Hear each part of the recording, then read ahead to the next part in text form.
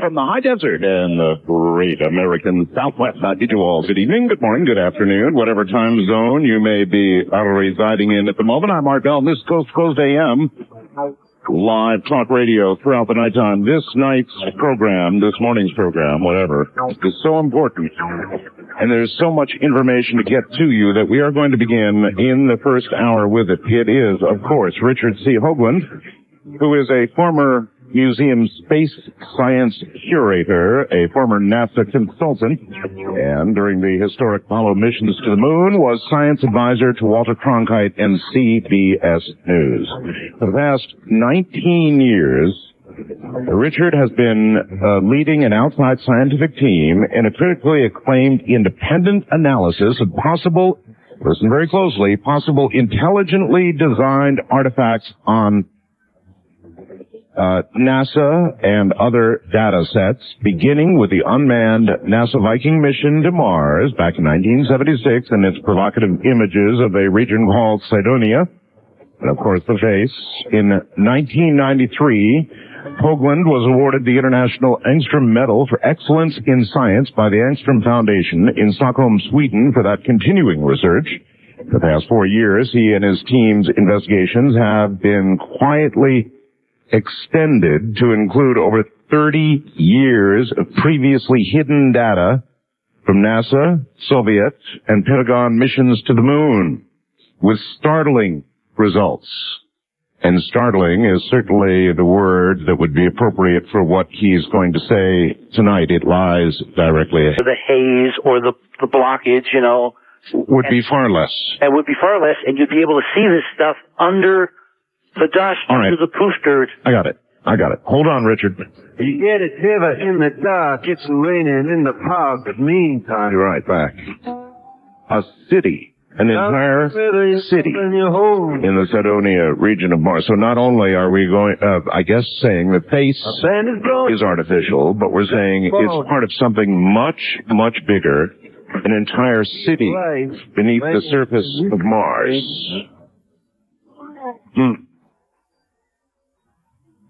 I have always been suspicious there was life on Mars.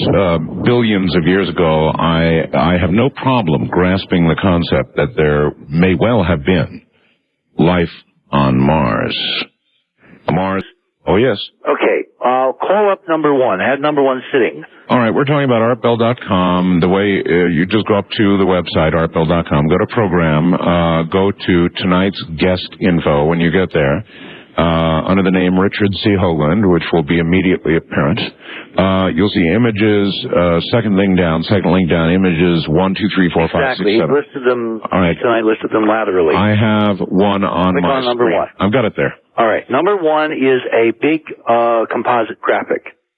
It's the actual... It's the strip. Infrared images on the left, a composite of a portion of the infrared image, and a visual image taken by Odyssey a few months ago is in the upper right. Down below that is the infrared image laid over the visible image of the face on Mars. Got it. And at the bottom is the portion of the infrared laid over the D&M pyramid. Got it. What is striking and what Ron and I were discussing is if you go look up the strip, and I don't know how big on your screen. Is it fairly big on your screen? Big enough, yeah. Okay. Do you see that pattern of strange blocks? Where do you want me in the strip? It's a very long... Start at the top of the as well. Okay, but Richard... So there's a haze between you and the stuff you really want to see. I do understand that, but even as I look at this, help me and everybody else who's looking at this right now to differentiate between the irregular nature of rocks and geoformation and something... Keep in mind, do you see the face down there? Yeah, of course. The face is the strange multicolored thing with the glowing orange eye on the left. Yep. The bright hood-like thing on the right. Yep. The blue shadow on the lower right. All very clear. Okay. The face is about 2 miles square. Okay. Okay?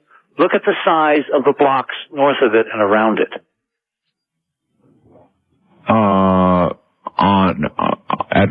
In which photograph? In the strip photograph. I'm sorry, in the what? In the strip photograph. In the strip photograph. The one on the left.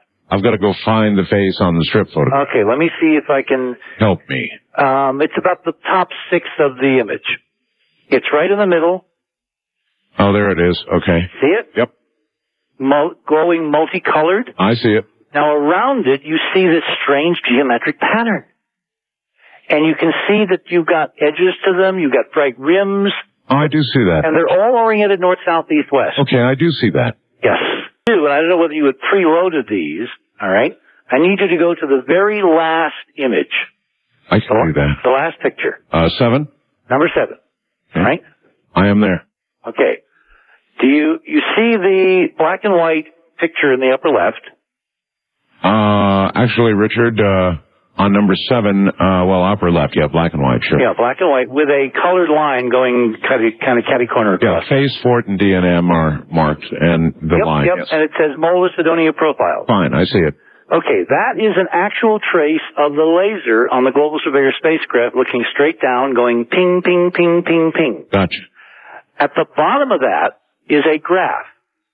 And the graph is colored. Oh, the dust surface. And if you look where the dust is, and I'll get back to why we know that's where it is in a minute, but look at your color code on the right. Right. You see the color code. It goes from minus 4,700 meters to minus 3,400 meters. Right. Now look at the profile. The face, by the way, is the little yellow blip just to the left of the big red blip. You see it? Looks like a tiny little yellow pyramid on the graph. Yes, yes, I see it. All right, that's the face. Everything to the left of that is north. Okay. Everything to the right of that is south. Okay. Look at that huge basin to the south. Like the Grand Canyon. Like the Grand Canyon. Now look at the picture. Do you see that on the picture? No. The picture's flat. Yeah. Where do you want me? Just any part of the Mola camp. The original strip, you mean? No, the actual graph. The graph, okay, yes. The graph. What about it? What do you see? You see structure. You see that it's not a continuous line, it goes up and down in stair steps. It absolutely does, but why am I not to believe that's just a canyon-like geologic setup?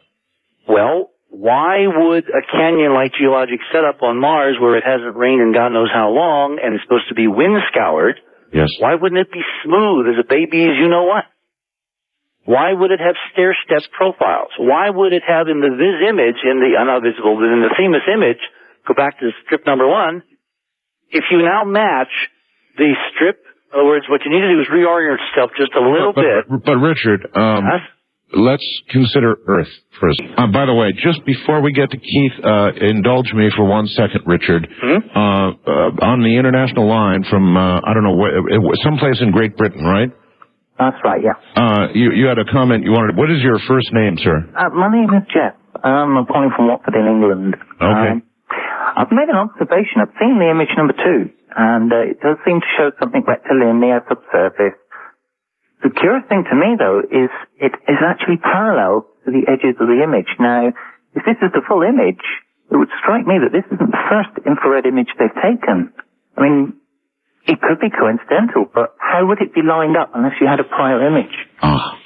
Richard? Well, because we have tilted the image. This is not the raw image. This has been rotated 7.2 degrees in the computer, and Keith will explain what he did. Okay. Because the actual images were released in a tilted format, 9 bands side by side. And if you look at the image number 1, back art to image number 1, yes, you see that tilted line at the top? Yes. That's the way the image actually was. That line was parallel to the top of the image frame when they published it. Gotcha. And we rotated it so that you can look at things up and down. In fact, the orbit of the spacecraft is 3 degrees to north-south on Mars. So the actual alignment of these structures is not to the orbit, but just a little bit off, and appears to be north-south on Mars. All right, so there's nothing then to echo what this gentleman said. Nope. Okay. Now let me go in a minute before we bring Keith on as to how we did this.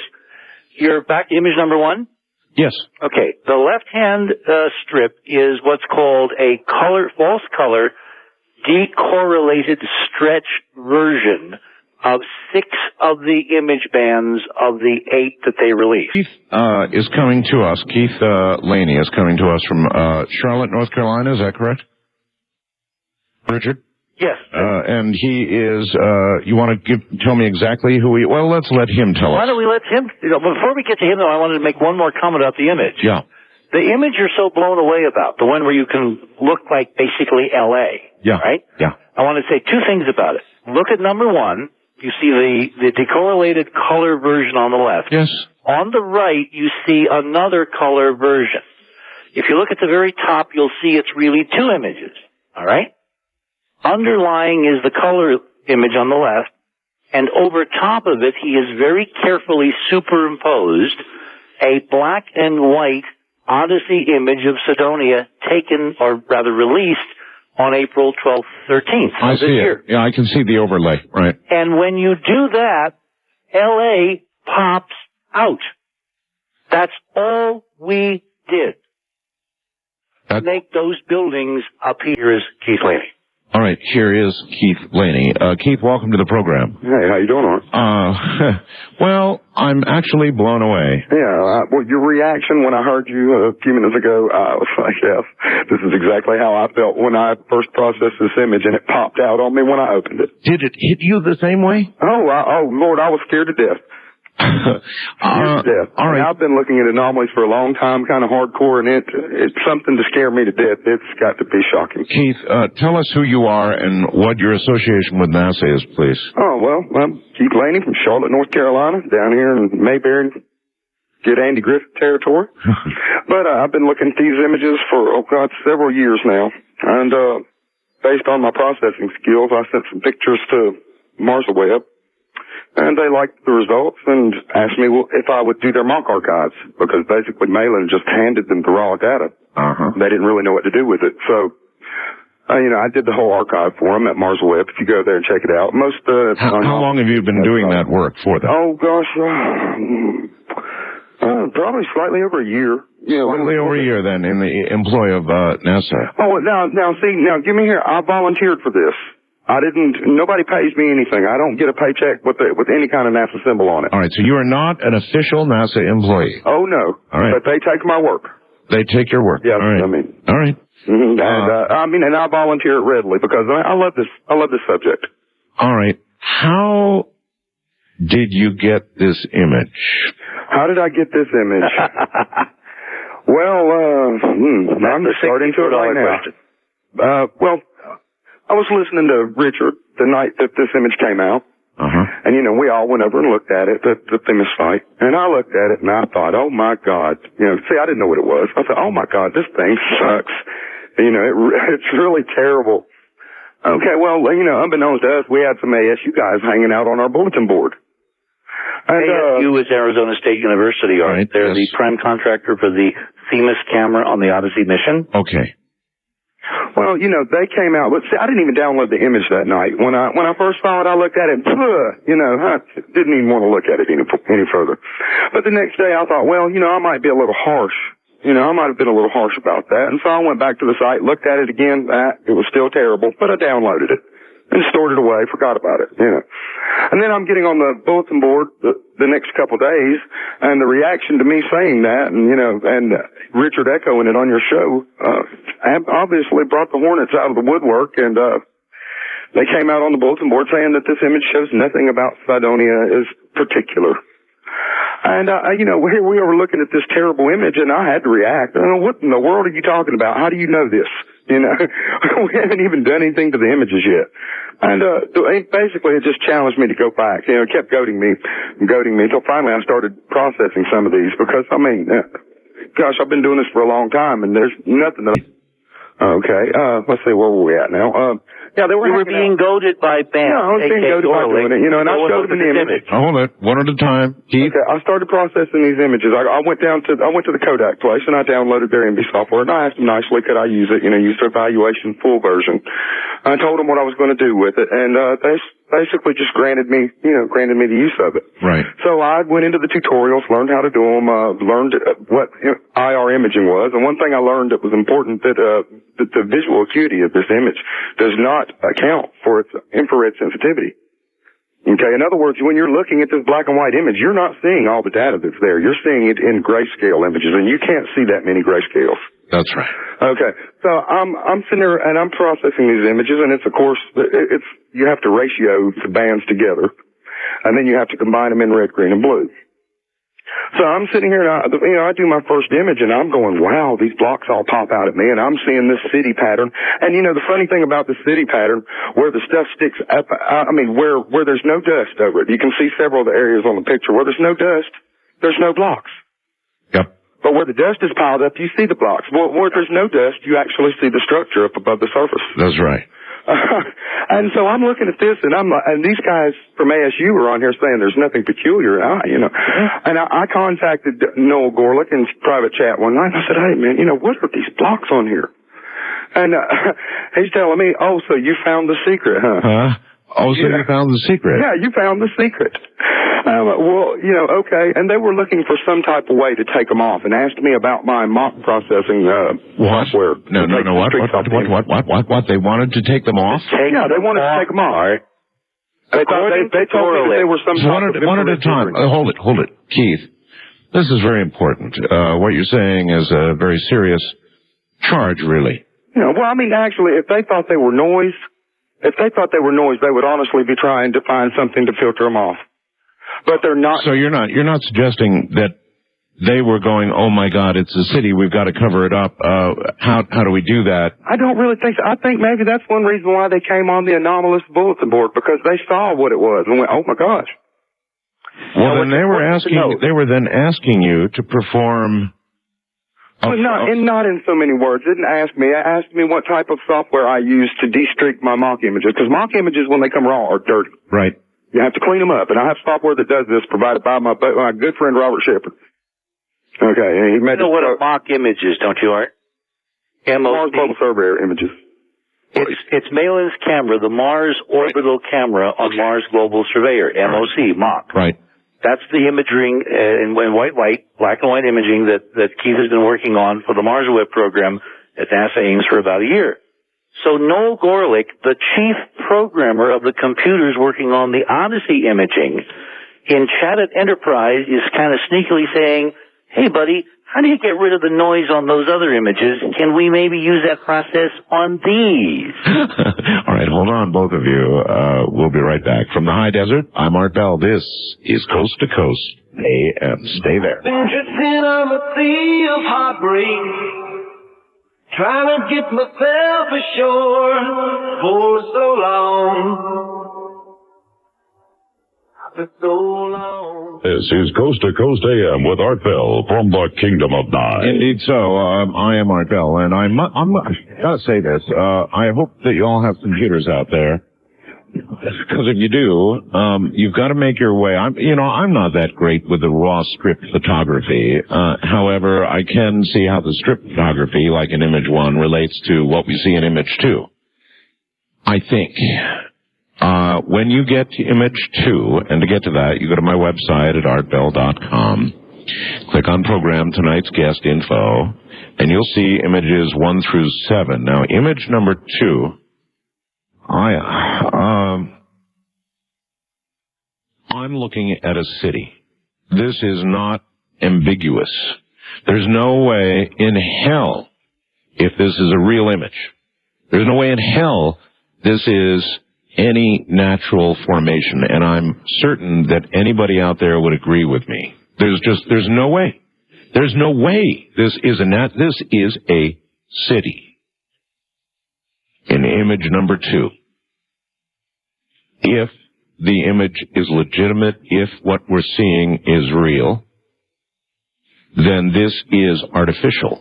And this is proof of artificial structures on Mars. Perhaps better photographic proof than we have of what is said to lay beneath the city off the coast of Cuba. Quite some bit better, as a matter of fact. This is startling. It jumps out at you. You don't have to dig in to look for it. It does, as Richard and Keith have suggested, if you look at the geography from that which is above ground, it is coexistent with and contiguous with the rest of the image geographically. You can see, if somebody were to try and fake something like this, I just don't know how they could do it. If they slipped an image to Keith and Richard that was fake, they did a damn good job of it, because it looks truly authentic. And if it is authentic, then we are looking at a city on Mars. I'm willing to say that much. In image number 2, I don't think anybody out there could sit and say that this would be any sort of noise. Well, they might say that. We'll ask about that. Could this be some sort of pixelated noise that we're looking at? There's a good question. We'll ask in a moment. Let's do exactly that right now. Let's ask both Richard C. Hoagland and Keith Laney, who's been doing photographic analysis for NASA for about a year now. Why? The one thing I guess I would ask myself is, what is at contention here? And then on the air. I was absolutely going to say, now what we need for him to do... I would be happy to What we need him to do is to put up in the chat room a phone number where you can call him. All right. And we have people who are watching who will call me or email me. All right, Richard, if you get the phone number... He claims he doesn't want to debate. Well, but calling me a liar. He can't stand in front of me and say that. Well, that's why I want to get him on the air, and I think Art's got a great idea here. Let's give him a chance. Let's give him a chance to talk to Bamf or whoever you are. And what is the name you say is this person? BAMF. No. That's the acronym. Oh, his real name is Noel Gorelick. Noel, if you're really out there and that really is you, then go ahead, give us a phone number and at least make your case and tell us what's wrong with what we're looking at. Because to me, if it's legitimate, I mean, what is he saying? Is he saying that Keith made this up? Is he saying this is a fraudulent picture? Yep. So he's claiming that Keith made all of this up? Absolutely. Now, see, this doesn't square, with the other things that have been going on for the last 2 months.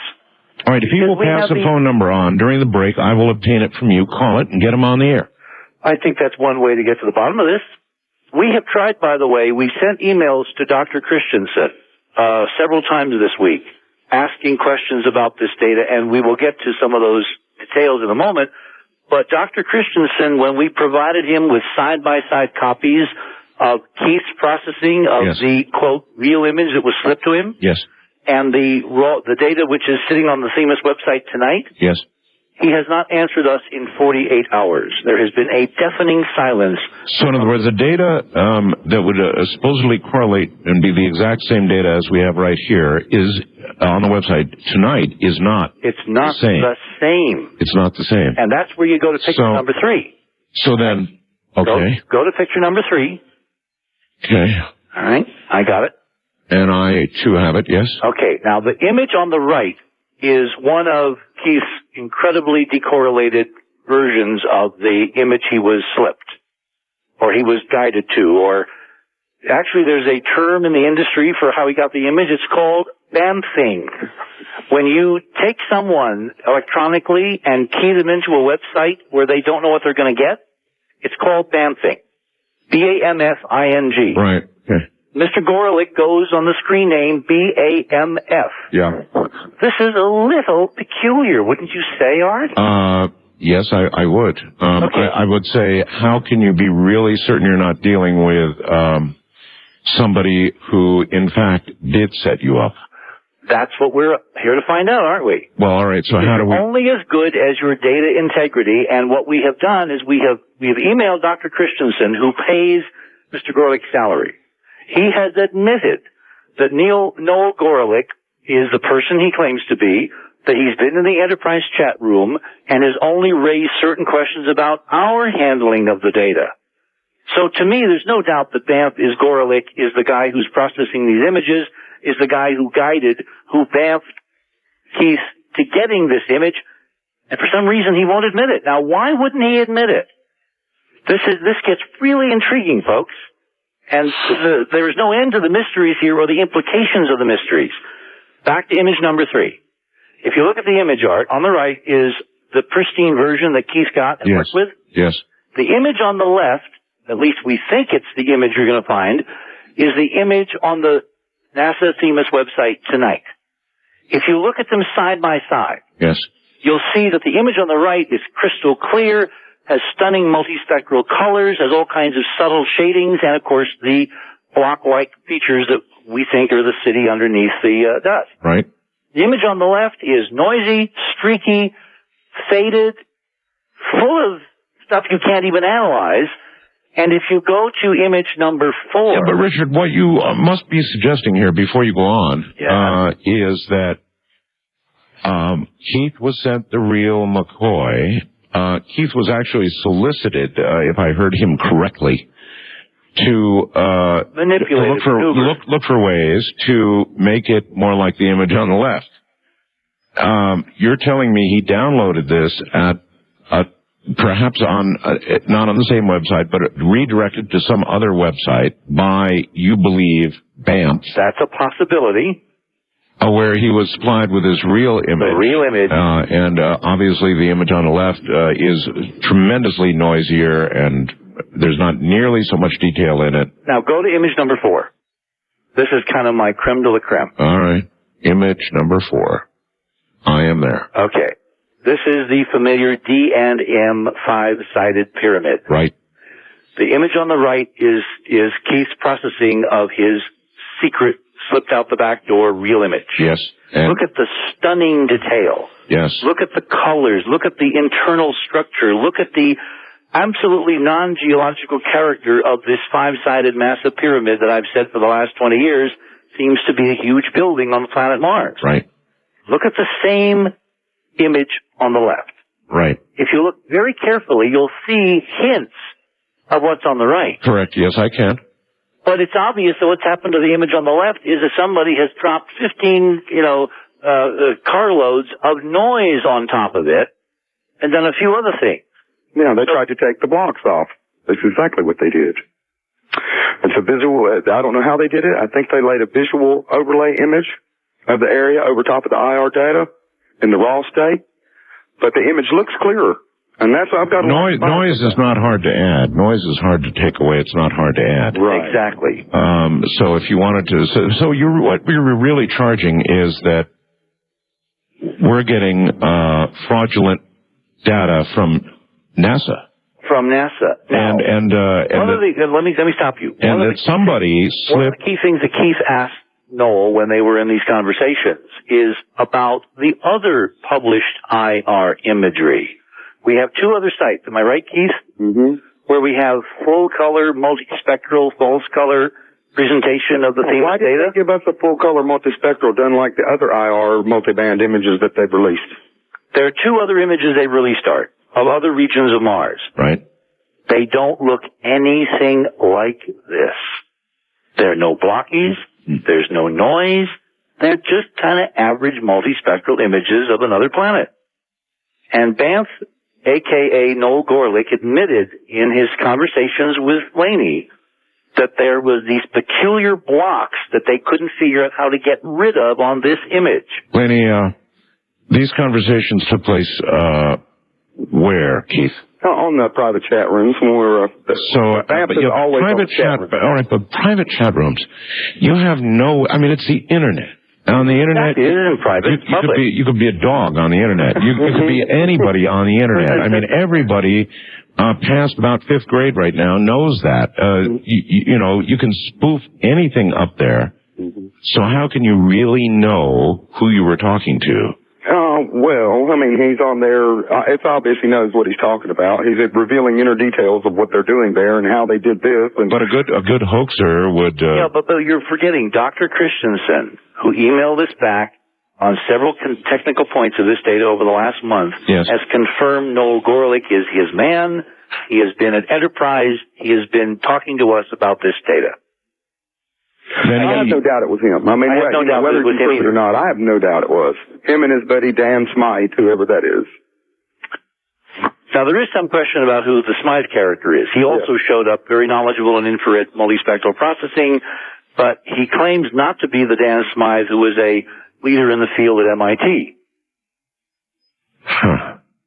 It gets deeper and deeper, doesn't it, my friend? Well, I just know this, Richard. I know that there are a lot of people out there who would like to set your... Oh, of course. Yeah. But won't you think that, if this is a hoax, it is the most extraordinary, elaborate, technically sophisticated Tell them about the headers, Keith, on the Well, images. the headers on the images are different. I myself have 3 different versions of this image. I've got the official one from the Themis website. Right. That's up now. I have the official one from the Themis website that I downloaded on the 25th. Hey, Richard, tell them about what the 25th is. When this whole thing came down, when we finally realized after the show I did with George that we were going to pressure them to release an IR image of Cydonia finally, Right. Dr. Saunders, who was the official project scientist, admitted in an email spread around the world on the internet that the image was going to be released within a few days. This was on a Sunday. Right. My guys and I got together and I looked at the calendar and I said, oh my God, I'll bet they're going to release it on the 25th of July. Why the 25th, Art? I don't know. That turned out to be the anniversary of 35A72, the first Cydonia image of the face on Mars taken by Viking 31 years ago. Okay?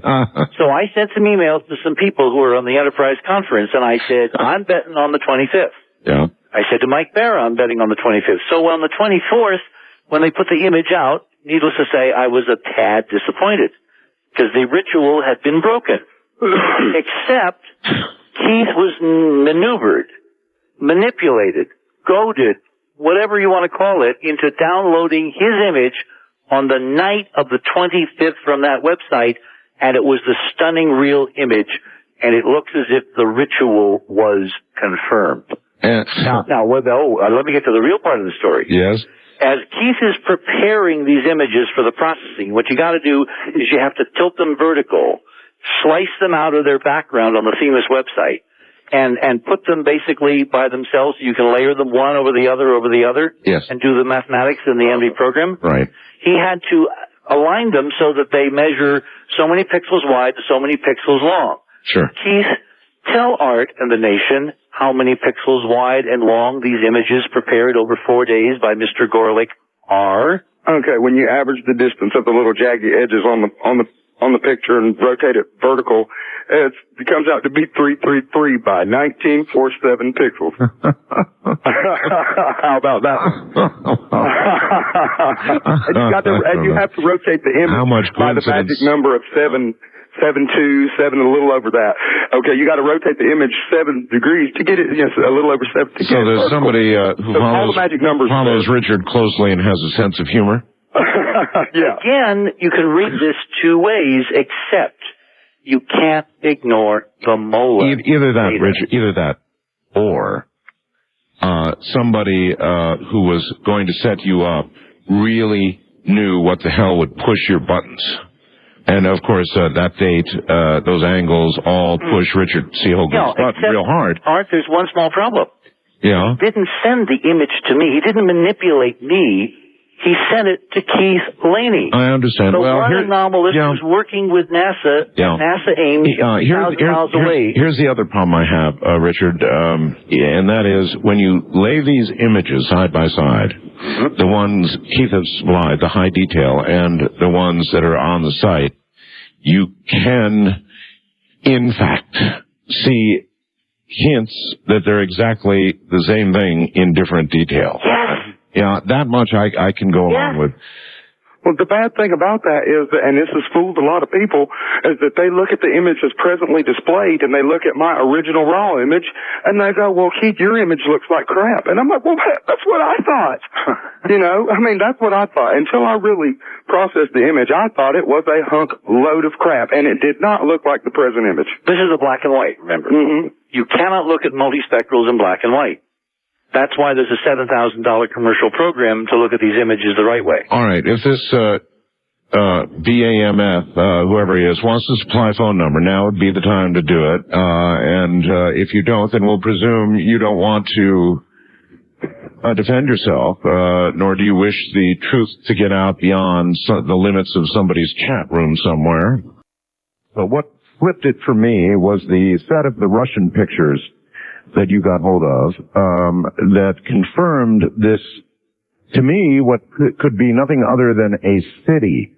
And by the way, Richard, since you did that, there are a number of other websites, which I won't name here, which all of a sudden have sprung up, And they have found other city-like artifacts on Mars at different locations, you know, using the same strip photography that comes from NASA.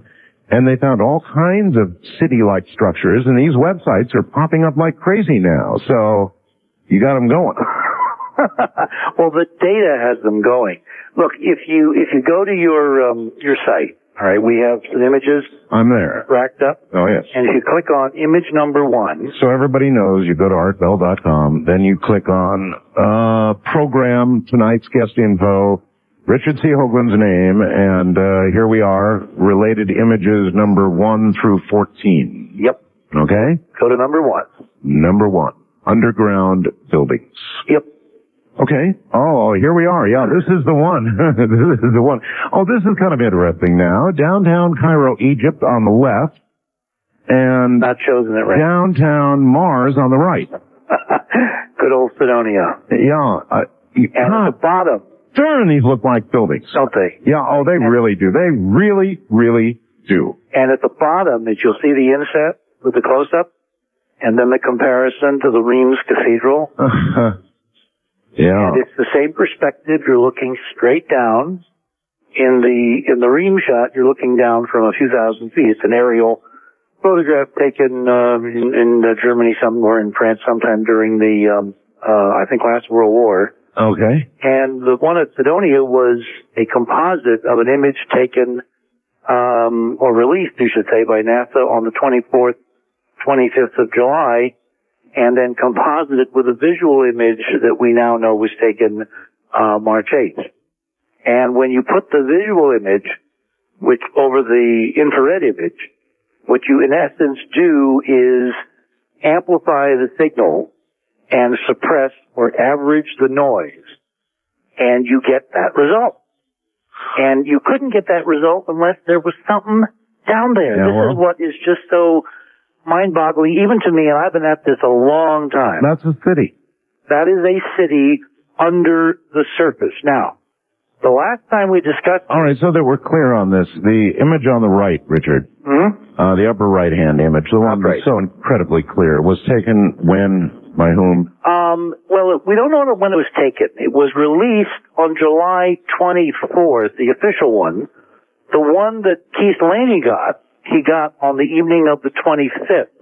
And there's been this intense controversy over, you know, did he hoax it? Am I making this up? Are we in some kind of elaborate hoax? I mean, balderdash. Well, I was willing to go along with the possibility that you were hoaxed. I mean, you and I talked privately, and I said, Richard, are you sure? But then when you came up with the Russian photograph, that was too much for even me. Okay, so now what you want to do is you want to go to image number 3. Okay. Why am I skipping number 2? Because we'll go back to 2 in a second. All right. Russian. Here we go. Russian Phobos. Yeah. Okay. Yep. Now this is a comparison with the upper Cydonia region. On the far left, in the middle is the fort. On the toward the upper right corner is the face. The D&M is off the bottom of the image. Sure. And this pattern, this grid pattern, which you saw in the previous image as a close-up, is this underground city. I mean, what else can you call it? That's what it is.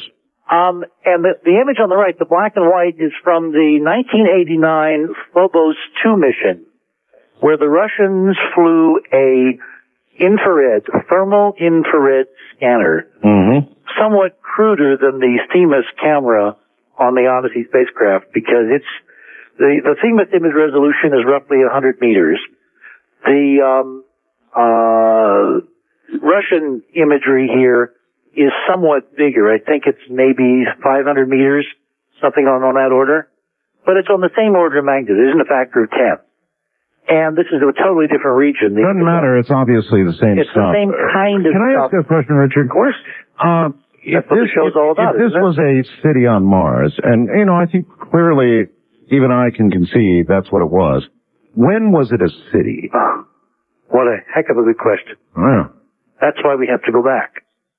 Our alignment data, the geometry that I've been talking about for years, if you stand in the center of the pyramid complex, which is off the frame to the left there, and you look across the face to that linear feature on the other side called the cliff, there's a solstice alignment. We're going to talk a bit about the solstices later on tonight. And that alignment says that thing, whatever was done there, was done in the order of 500,000 to 300,000 years ago. Was not yesterday. And, when I initially proposed that, from 300,000 to 500,000. And that order of magnitude. I'm betting closer to 300,000. I see. All right. Now, the reason that celestial mechanics marker is important is because it's about the only thing that you can absolutely count on about any of this.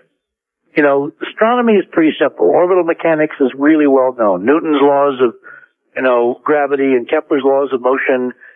So we're able to track back the history of the planets and how they tilt, wobble, and all that. Mm-hmm. Or actually JPL and NASA has done this. And using their calculations is when, with a little geometry, as I published in the Monuments of Mars, my book covering all of this investigation for the last 20-some years, we came out with an order of magnitude estimate of 500,000 years. Now, here on Earth, 500,000 years ago, there wasn't much going on. The most advanced guys that we conceive of in the geological record, the fossils that they dig up every now and then, was a primitive, slope-browed gal called a Homo erectus. Mm-hmm. But what is really fascinating is on the order of 200 to 250,000 years ago, there was this remarkable leap forward on Earth. And even the mainstream anthropologists have discovered this from looking at the taxonomy of the fossils. And this was how long ago this leap took? Around 250,000 years. 250,000 years ago. But what's really fascinating is that there's a whole other group of scientists, the biologists, actually the chemists/biologists, who've been looking at DNA samples from terrestrial races, various groupings around the Earth. Right. And they came out, a guy named Wilson at the University of California in Berkeley came out in the 1980s with an estimate that all of humankind, all of our lineage, went back to a tiny group of individuals, probably somewhere in Africa, on the order of 250,000 years ago. Mm-hmm. So you kind of put these dates all together, and what it says to me is that something extraordinary happened in our own history, and that something may be connected to the simultaneity of the something extraordinary that we're seeing in these pictures from Mars. Let's say we're looking at cities. Let's say those cities were there 300,000 years ago. And all right, fine. If something terrible happened. Something terrible obviously happened, or they wouldn't be buried, right?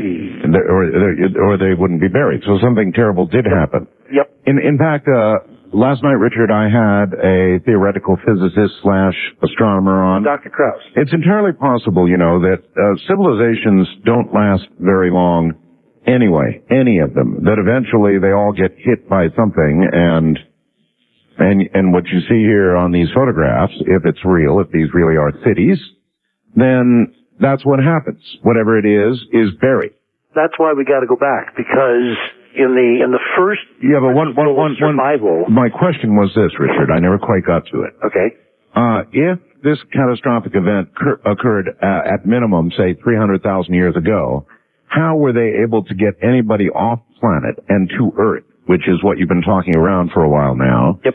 50,000 years later. Well, because these are all estimates. The error bars are so large that when I say 250, it's like saying 300. Okay.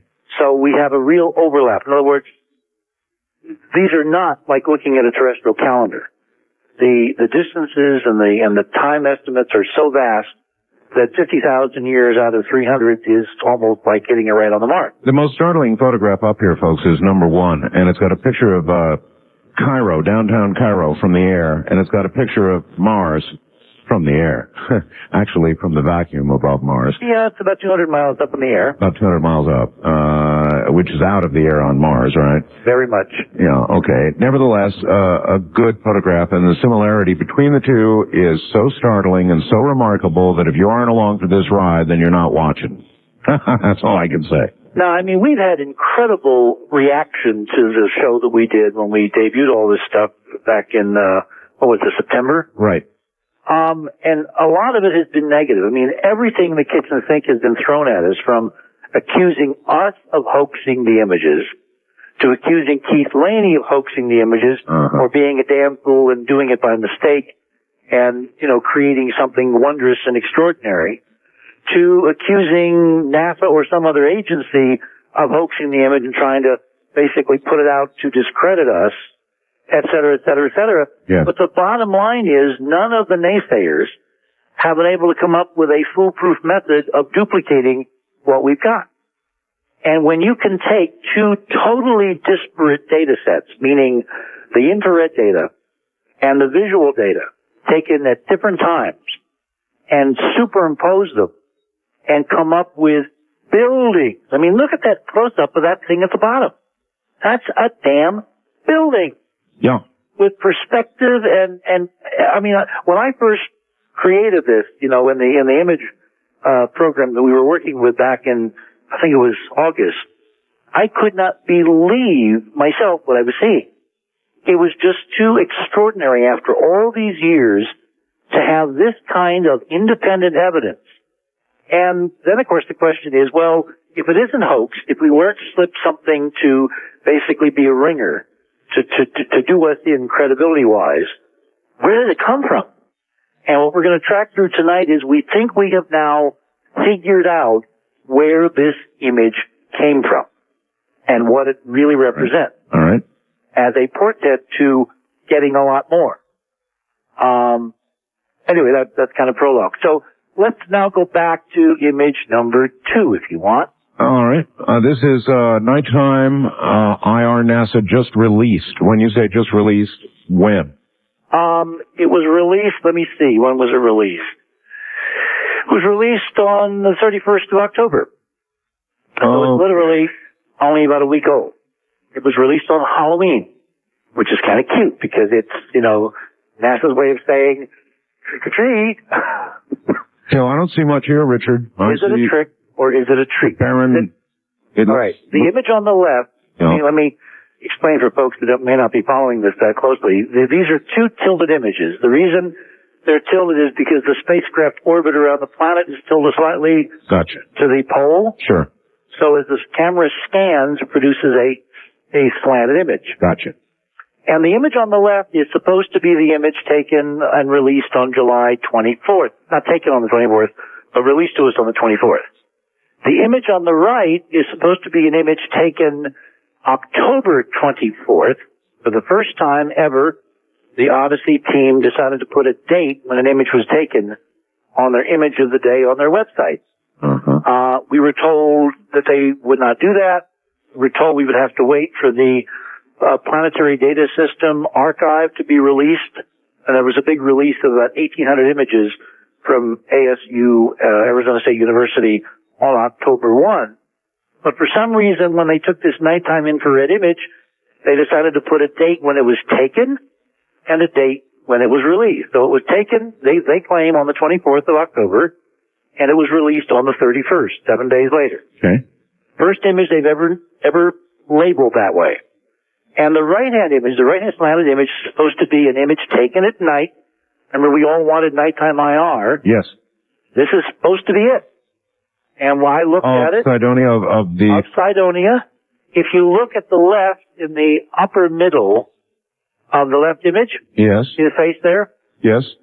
Track right across, on a line, right across to the same position in the image on the right. And you don't see anything, do you? No. It's kind of weird. It's gone. It's missing. So that got me very, very curious. So what I've started, and we are going to publish this on the Enterprise site probably tomorrow evening, and we hope to have it ready by tonight. And there was just too much science to do, too many calculations and diagrams and all that. We're going to publish in written form the story we're going to go through this evening as to why this image is both real and not real at the same time.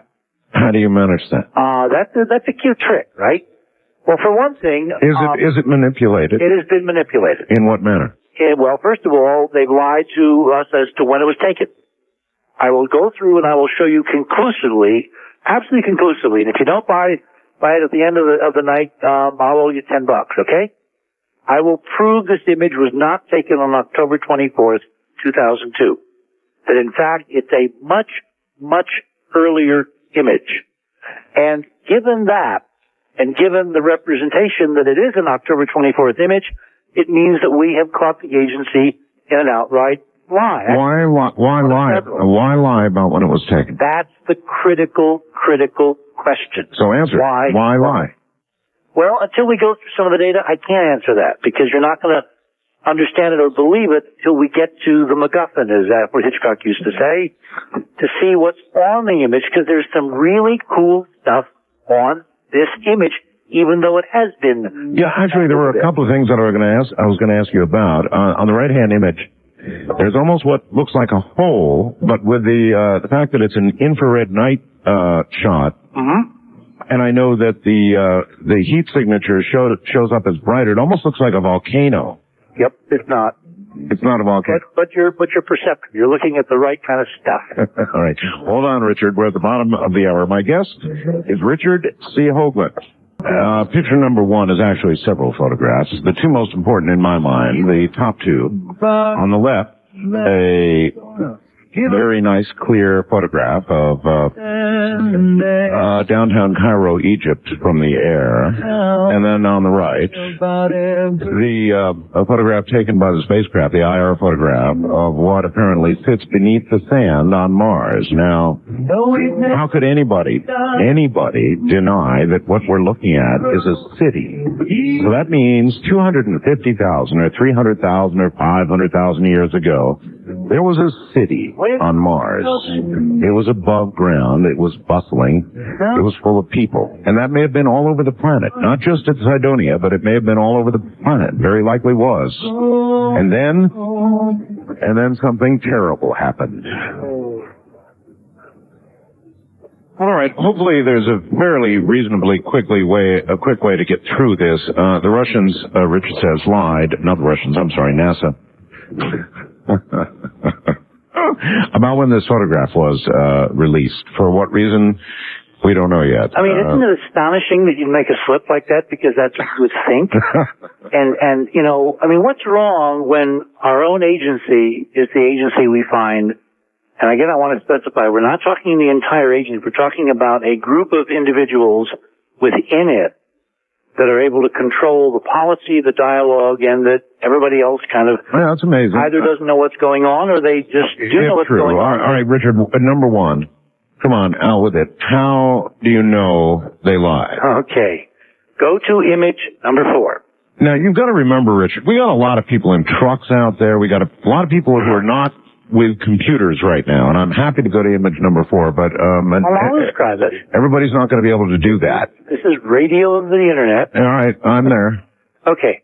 On image number 4, what I've done is I put the two side-by-side images together. Correct, I see them. The one on the left is the one that we were given on July 24th of this year. The one that was the official daytime Cydonia infrared. And what I've done is clipped off just the top so that it matches the image on the right. I can see it does, yes. Which is the image that's on the left-hand side of the one I showed you a couple of minutes ago that was released on October 31. Okay. Now, the official caption of the October 31 image says that daytime infrared is the one we were given on the 24th of July. Categorically, unequivocally says that's the image. Look at the top. Okay. The one on the left, see those mesas? Yes. How they stop at a certain place? Yes. Look at the one on the right. There's more land photographed in that image. Isn't it possible that the IR on the right was capturing more heat, which seems to extend them? No. The frame is the frame is the frame, and every official version from July to the 31st showed the one on the left, which is longer. Let me try another approach here. Even if they lied about when they released it, No, it's not when they released it. It's what... About when they took it or whatever. No. This is about what version it is. Because the big hullabaloo over the version that Keith and I got versus the official version... Yes, NASA said there's only one version. Repeat it, one. Right. Say after me, one image, one image. One image. Now we've got categorical proof on their own website that there are two different versions of this supposedly one image. Well, to circle back to my question, isn't it possible that it is one image processed differently? Well, processing an image differently and adding more territory to it are two different things. We're talking about several square miles there. Yeah. You know, when you think of it, the image is about 20 miles wide. All right? Yes. So that's a couple of square miles of additional terrain that magically appeared. Yeah. Now, this is not trivial because, it's say what you mean and mean what you say. We have been excoriated for proposing that there was a second image leaked to Keith. I see. The night of the 25th. Mm-hmm. NASA has said emphatically there is only one image. Repeat after me. Banff, Gorlick, the guy that's been hanging out at Enterprise all these months. Yes. He said categorically we're crazy. Yeah. Christensen says we had to have made it up. Even our good friends think that we were slipped a ringer. I said that somehow. to you. I said that to you. So very early in all of this. Yes, you did. Yes. You and Alan were both cautioning. Be careful before you leap off this Martian cliff. So what we have here is unequivocal proof. If you go back and look at the double image, the first one or the second one that we had up. Yes. At the top you'll see there is more stuff there, and there's no way that's just image processing. It's another image. So that being the case. Yes. Then the question you have to ask yourself is, well, where does it come from? Now, go to image number 5. Okay, where does it come from? Where does it come from? Where and when? What drawer did they have this thing in? Down there. That they decided for whatever reason to reveal to us. Remember, this is not right out in the open. This is kind of like leaking in public where you put things out. Yes. You capture them and they're looking to see who's smart enough to figure it out. Okay. Which of course is the hallmark of a dissident group inside at war with the cover-up that are doing the same thing they did back during Pathfinder. Remember how during Pathfinder we had some pretty peculiar images that kind of showed up on the website? And why cover this up, Richard? Well, we'll get to that, all right? Without building the foundation, as the lawyers love to say, I can't give you a simple answer because there is no simple answer. I mean, the simplest answer is they're trying to delay the inevitable, which is the admission by this agency and this government that the human race is not and has not been alone. That there is stuff in the other parts of the solar system. And for God's sake, maybe we're part of the stuff. Maybe it's part of our own history, which would be an incredible incendiary, bomb in the heart of the body politic. You don't think we could take it? Well, it's not whether I think. It's whether they're following Brookings. Whether Brookings is still ruling the roost. Remember, this official report that we found many years ago, which was published in 1961, commissioned in 59, which basically said, to paraphrase, who's that actor? Richard, who commissioned Brookings? Do you know? NASA commissioned Brookings. They had a different structure back then. Basically, it was a big study to find out what the institutions, the religious institutions, what America would think if contact was suddenly revealed. That was one section. The document actually was looking at the out years and the impact of the space program on all facets of our society. And one of them would be, one of them was extraterrestrial contact with either real beings, with real ruins, or with radio signals. And Brookings concluded, can you summarize what they concluded? Yeah, don't go there. I mean, I worked with Margaret Mead at the American Museum of Natural History at the Hayden Planetarium in New York. We had some wonderful spirited conversations before she passed from this mortal coil, and her biggest fear was that if we were confronted with implacable evidence of an advanced extraterrestrial society, even in the form of ruins nearby with libraries that we could read someday. Yes. That as a scientist, it would so impugn the concept of progress in the Western tradition that tomorrow we'll learn more than we know today, and the day after tomorrow we'll know more, because suddenly it would lay out, a million years of science and history and experience that we have not had yet. And that a lot of folks would just say, oh, shucks, and give up.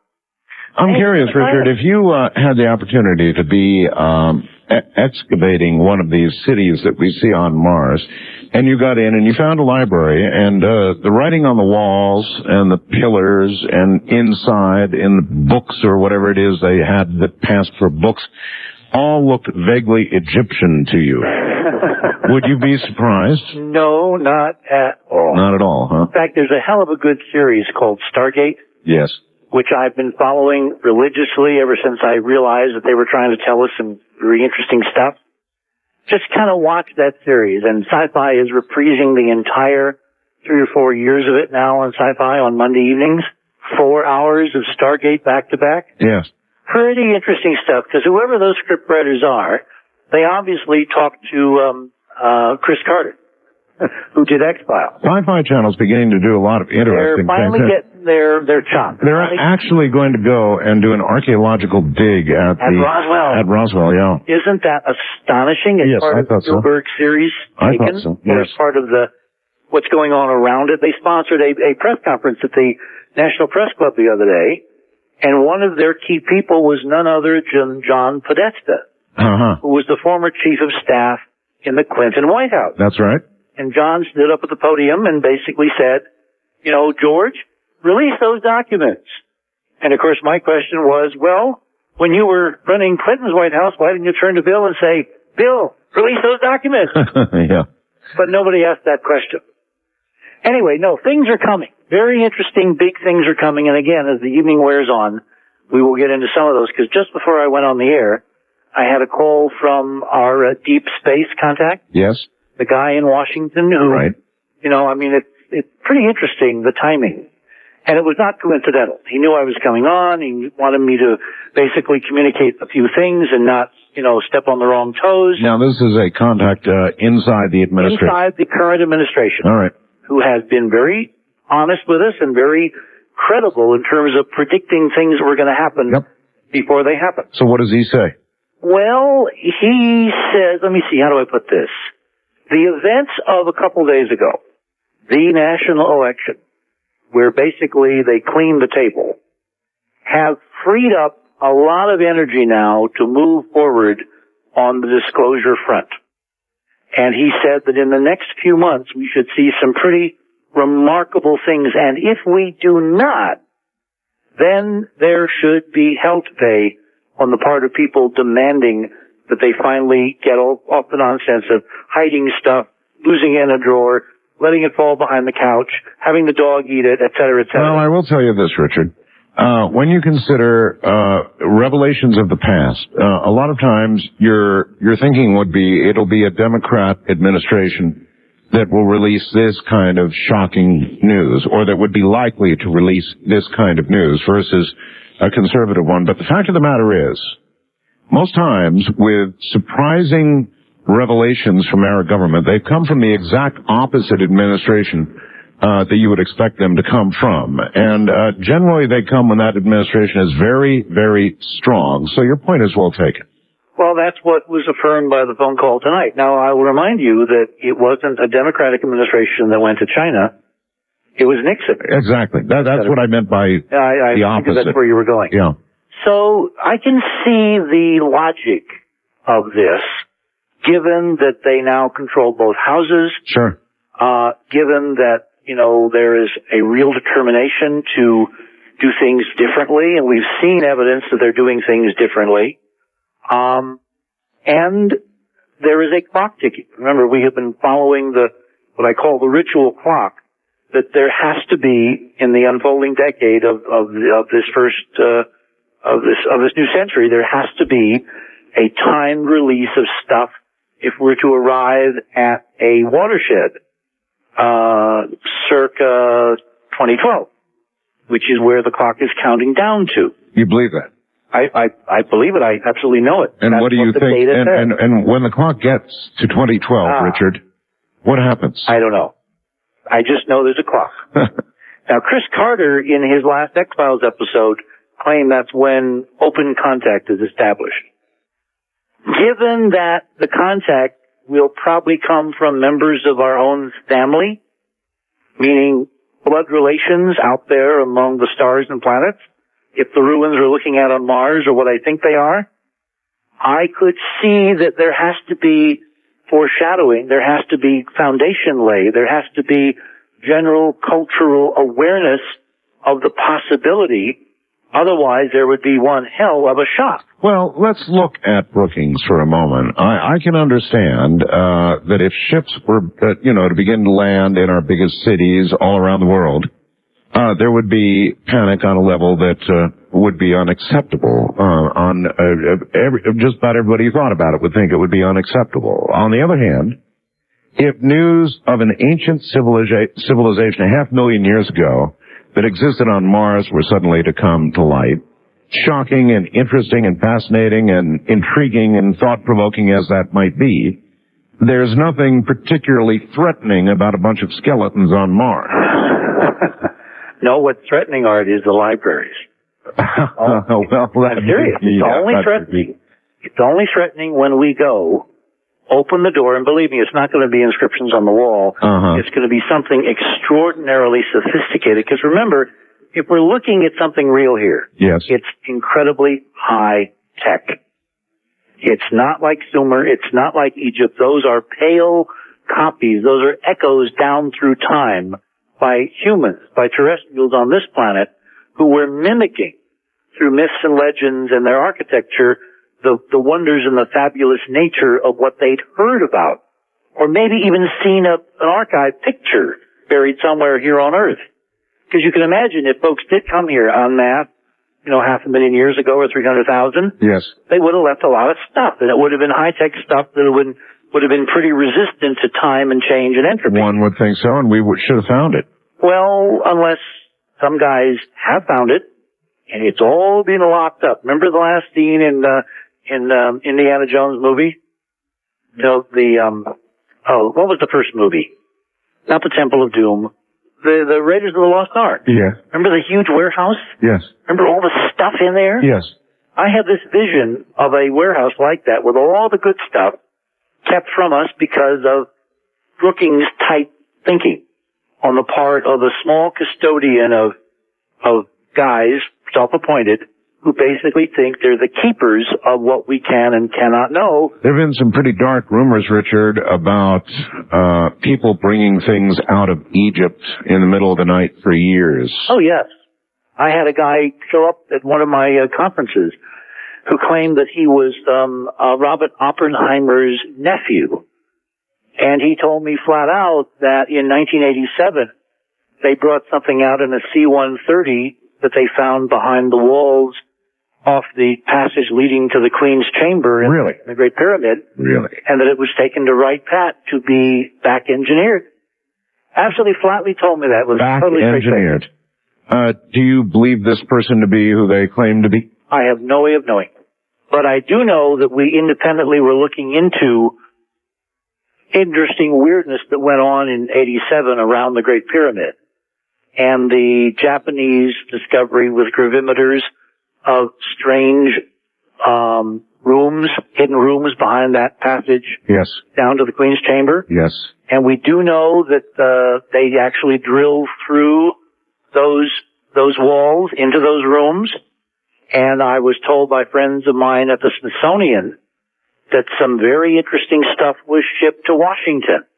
Of course, when we try to track it down in the public archive, the kind of records, bills of lading, and all that, not a trace. But a very well-known archaeologist from Egypt stood up in an open meeting of archaeologists in Tennessee in that time frame, witnessed by a very well-known American archaeologist whose name, oddly enough, is Gypsy Graves, an archaeologist with the last name Graves, yes, for real. She lives in Florida, and she is a wonderful individual. She led the first woman team of archaeologists in the 80s that the Egyptian government, Zahi, permitted to actually dig on and around the plateau. Hold tight, Richard. We're at the top of the hour. We'll be right back. Once again, Richard C. Hoagland. Richard, welcome back. Let me finish, if I can, that little story about the Great Pyramid, because it does bear on the rest of what we want to talk about. Sure. My friend Gypsy Graves was in this meeting in Tennessee in late 80s, 87, 88, somewhere around there. Right. And she reported that one of the archaeologists from the Council of Antiquities from Egypt was making a presentation. And he talked about them officially drilling into the side wall of the passage that goes to the Queen's Chamber, which is the lower chamber of the Great Pyramid. This was a wall that the Japanese, a year or so before in 86, had found readings from gravimeters. These are gadgets that basically measure slight gravity variations. Right.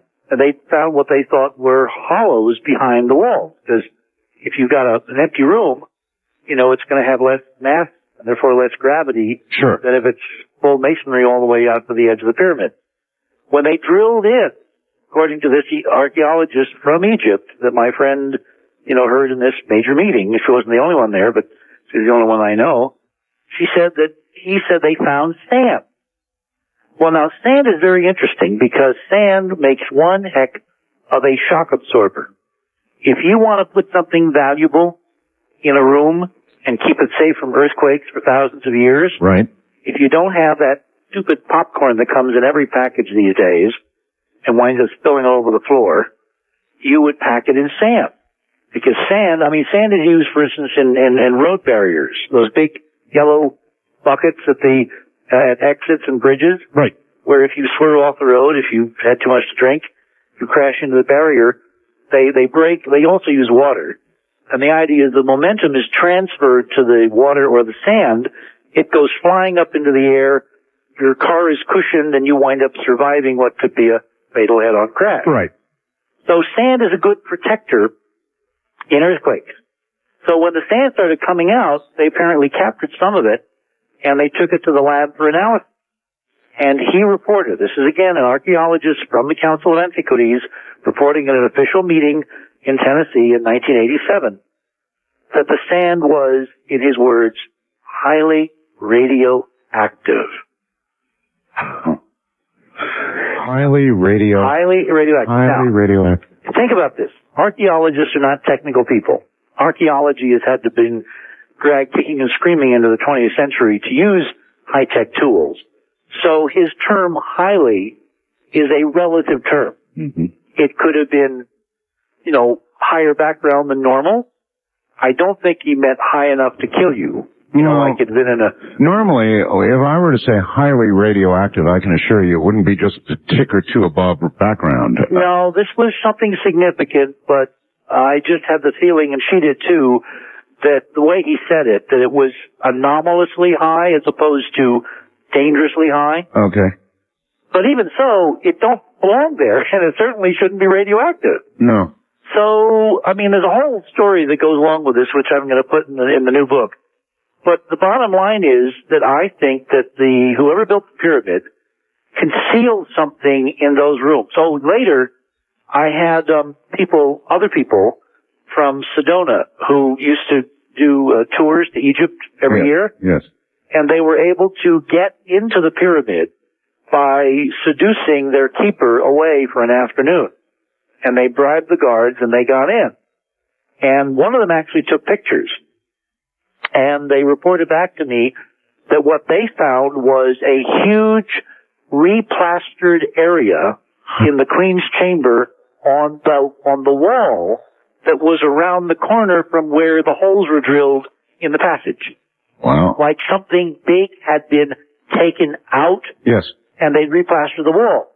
Furthermore, they found up in the Grand Gallery, which is this sloping 26-degree 7 corbelled, stair-step, vault inside the pyramid.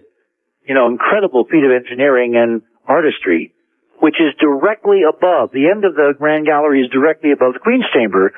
They found and photographed very large steel bracings, like someone had put these massive steel bracings to keep it from falling down. Yes. As someone was jackhammering in to the pyramid in the bottom, underneath, in the Queen's Chamber. Yes. Now, you don't do this with a national treasure. And approximately when would this... This was in 87. And after all this went on, that's when I'm sitting, you know, 2 months later. Richard, they think the actual drilling, jackhammering went on in 87? In 87. Yeah. And this was the time when there was a bunch of Americans that went there and used some high technology to excavate the solar boat pit outside the pyramid.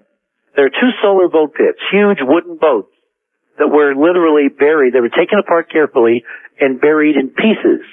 And the standard Egyptological theory is that they were for the pharaoh, you know, his solar boat that would be symbolically reassembled in his afterlife, and he would use it to sail across the sky. Have you ever met Zahi? No. No, you haven't. All right. Zahi's quite a character. Oh, yeah. Yes. And Zahi's biggest passion is making the world believe that the Egyptians, and the Egyptians alone, built the pyramids. And he's got some pretty damn good evidence. Does he or doesn't? Well, he does if you look at it one way, and he doesn't if you look at it another way. Like a lot of these things, it's right on the edge of the razor blade. And it will take a smoking gun to tip it one way or the other. And my vote is that he's not right. That what he's trying to do is to basically, from pure nationalism, you know, keep the Egyptian name in lights up there. There is a lot of that in Zahi. But as a matter of fact, that the pyramids were there when the Egyptians as a culture formed, and they just inherited them, which is perfectly fine. You know, because the stuff we're talking about, let me finish the story and then we'll get on with Mars. The interesting thing about all this is that these people, separate people, not knowing each other, would come and tell me this stuff. And I tried to get the photographs from the Cydonia group. And when they heard what I wanted to do with them, this woman freaked out, refused to let me have them, because she said that it would upset American-Egyptian relations and it would basically show that they were covering up extraordinary stuff. It would have done that. Well, but that's what truth tends to do sometimes. The key thing is that you've got the Japanese in 86 finding the chambers by gravity meters. You've got the drilling in 86, 87, the radioactive stand from an Egyptian representative at official scientific meeting. Late in 87, you've got my, guys go there and see evidence of some huge excavation, probably with jackhammers. That's why the Grand Gallery was braced, because there'd be incredible vibration. It's directly up through the pyramid into the Grand Gallery. And then at the end of 87, at this conference in LA, you've got a guy comes up to me out of nowhere claiming to be the nephew of Robert Oppenheimer. And he says that there was something taken out of the pyramid in 87, put on a C-130 and spirited out to right path. And you let somebody like this just walk away? Well, what are you going to do? Well, I tried, I was signing books. And I was like in the middle of a whole bunch of people, and I couldn't just say, I'll forget about you and I'm going to run after this guy. I wanted him to hang around. I said, let's have lunch, it was just one of those things where he just stopped by to tell me something. And of course, he had no way of knowing all of the things that I've been working on. Anyway, the bottom line is that the Great Pyramid is an extraordinary masterpiece of architecture and art. I don't think that, quote, primitives did it. I think it was extraordinarily sophisticated engineering. I'm not alone in that. And there's a lot of other evidence indicating that something radioactive may have been inside, possibly as a power source. Possibly something as primitive. Again, leaning toward the concept that the pyramid is or was a machine. A machine. A reactor. I'm thinking nuclear reactor, which would have left radioactive sand. It would have needed to have been cushioned. Okay? And are you aware the pyramid is 1,000 years younger at the top from the bottom. No, I'm not. No, what, make your case. What do you mean? Okay. The pyramid is put together with massive, limestone blocks, right? Right. And then it was cased with a sheathing 22 acres of incredibly polished limestone. Yep, I climbed on it. I know. Was ripped off I think it was the 9th century. Anyway, the core blocks are put together with crude mortar. And the way they made the mortar is that they would mix straw in with the gypsum and other stuff. And so you've got an organic compound. Well, a guy named Mark Lehner, you know who he is? Yes. Who is the Carl Sagan of Egyptology, okay? Sure. Who was actually put through school by the Casey Foundation, right? Right. The same folks, by the way, that put Zari through school. Right. You get the feeling that maybe the Casey Foundation knows more and is not telling as much as it should? Because they have put these two key keepers of the old guard in their key positions. Anyway, just a thought. So Lehner does some brilliant work in his PhD climb in Jerusalem, where he's able to date an old wall by reading a radiocarbon dating of the mortar in the wall. You can't date rock or stone, but you can date the mortar. Right. Because the mortar has the straw. Right. And when you basically cut down the wheat, anything biological will have a radiocarbon content. And we won't go into how you measure the clock, but there's a way to do that. And it's very well tested. So Lehner was able to come up with a date, pretty good date for this wall in Jerusalem. Then he got the bright idea, still while he was under the influence of the Casey people, to go to Egypt and to collect samples of mortar from the Great Pyramid. Makes sense. And a bunch of other monuments. To be tested, sure. And he took 15 samples in a spiral path going up. You know what it's like because you climbed it. Yes. Up from one corner up to the top and down to the other corner. And what he did was he divided them in two groups. And he sent one to, I think, the University of Texas. Yes. Here in the States, which has a very good radiocarbon lab. And he took another control group and sent it to Zurich, Switzerland, which also has a very good carbon lab. It's good science. Yep. And he had the most modern technique, because there used to be an old-fashioned technique where it took, many, many ounces, or at least a few grams. Yes. There's a new technique using atomic accelerators that basically bombards the carbon with a proton beam and creates radioactive daughter products that they then measure that will give you, through a calculation, the amount of carbon and carbon-14 that was in the original sample. Sure. And for that, you only need like a millionth of a gram. Okay, and so now... It's so much more sophisticated. The two studies results. The two studies that resulted were that in his spiral path of samples from the bottom to the top, the samples taken from the top were literally 1,000 years older than the samples at the bottom. Which is impossible. Was it a linear change, Richard? No, of course it was. It was a logarithmic change. A logarithmic. In other words, at what point, since he had a controlled sample going from the bottom to the top, at what point did the jump take place? Well, remember, the pyramid is wider at the bottom. So it's not just altitude. Yeah, I know. It's also the spacing. To make a long story short, when I looked at all this, I thought, bingo, I've got him. Because the one thing that would skew the whole radiation curve, because remember, the dating is from cosmic rays bombarding the straw. Yes. If you have a radioactive source in the pyramid, and it's emitting neutrons.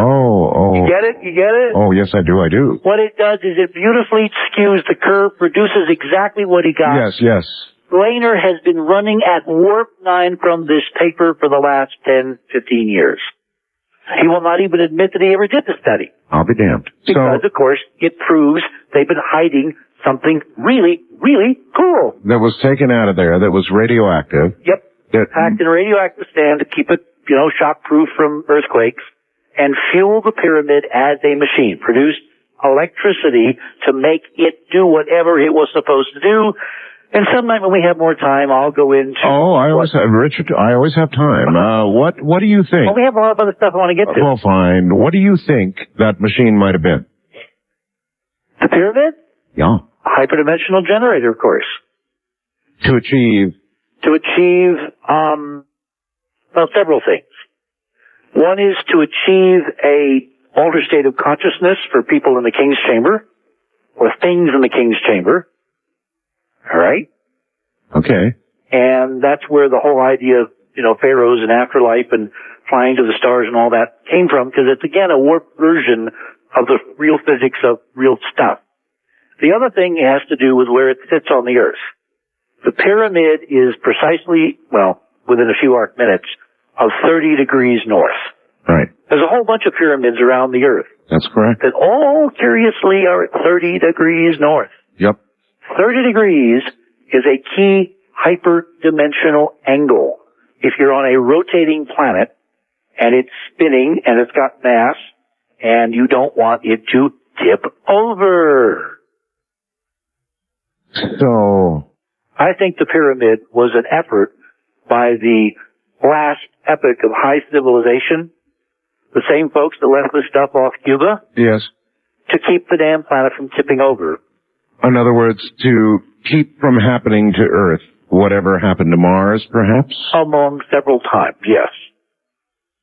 So that by the time they left Mars, they had with them this technology. They, of course, retained it. Which they then brought to Earth, and in deference to Zahi, perhaps somehow Tom Sawyer the Egyptians into building. I don't think so. I think the Egyptians found Giza as the plateau pretty much the way it was. But Richard, you can go to Giza, and you can go not where most people go, but to the gravesite of the workers. Oh, yeah. I've been there. But we don't know what they were working on. Remember, there's huge hundreds and hundreds and hundreds of mastabas, those kind of coffin-shaped burial chambers all around the pyramid. But they were obviously working at something at Giza. I mean, you can... Archaeological digs are now digging up gigantic feeding facilities and kitchens and, the kind of logistics that would have been required for an enormous working force, Richard. That's pretty strong evidence. Now, it's strong evidence they were building something, but we don't know what. Now, they may have been building the Khephren Pyramid and or the Mycerinus Pyramid, which are the two pyramids flanking the Great Pyramid. Well, as I suggested, perhaps they were essentially Tom Sawyered by those who immigrated from Mars. You almost said the M word. The Martians, I almost said the Martian. James from Anchorage, Alaska, fast blasts me the following. Pretty interesting stuff in view of what we were talking about. He said, perhaps the radiation is the reason that the people, in quotes, got sick the first time the pyramid was entered. You'll recall the mummy's curse, or what they thought was the mummy's curse, when the pyramid was first entered. People did, in fact. Yeah, except that wasn't the pyramid. The pyramid's been entered for hundreds and hundreds and hundreds of years. We don't know how far back, people were going in. We know the Arabs were going in the 9th century. Yes. Al-Mamun story. But there were many myths. No. It's the tombs in the Valley of the Kings that Carter and others, when they opened them, people got ill. But didn't that apply to almost all the tombs there? No.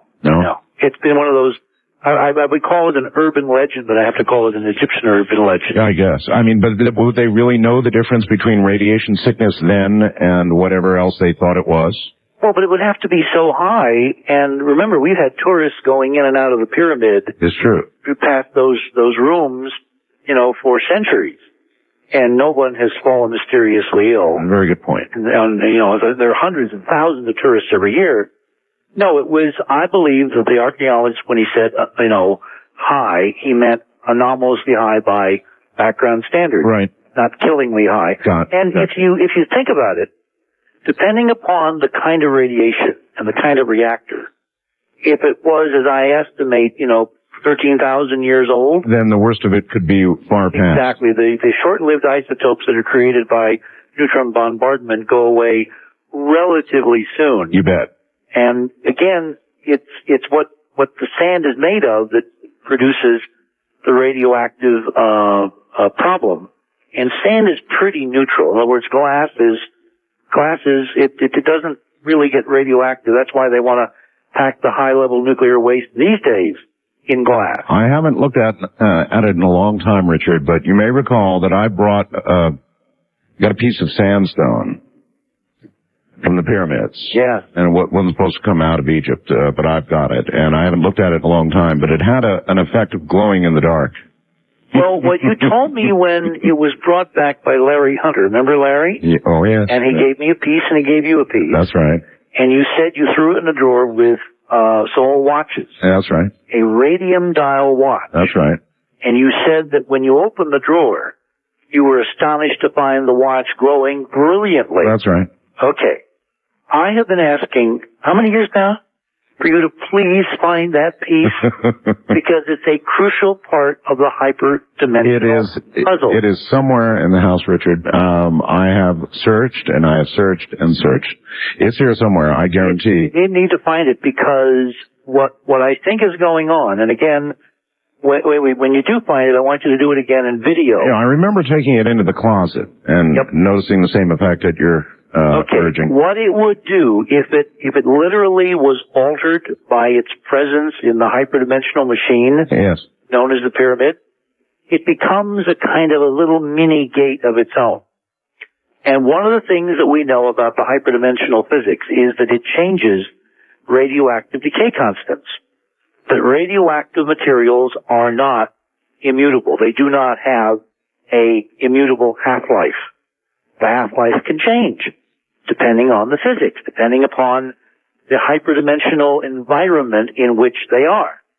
Since the pyramid was this massive machine that was literally, connecting itself to hyperspace when it was energized, all the stuff in it, all the limestone, particularly the limestone that was part of the piece that Larry brought back, which was from those bags that were brought down from above would have been affected. Chamber. Yes, would have been affected. Would have been radically affected. And when you bring them close to a radioactive source, what it would do would be to increase the natural radioactive rate, which means the radium, I forget what the half-life of radium is, but it's a certain number of atoms per minute, all right, that produce the little glow of the phosphorescent paint. Yes. If they were to be increased, in other words, the number of fissions were to increase significantly because of proximity to this little piece of hyperdimensional tunneling, yes, then the radioactive rate would go up, the phosphor would be bombarded greater, the light would become greater, and I would not do this for a long period of time, Art. Yeah, it wasn't a little bit, Richard. The increase in brightness on the dial was so bright that you could see the light on the piece of limestone.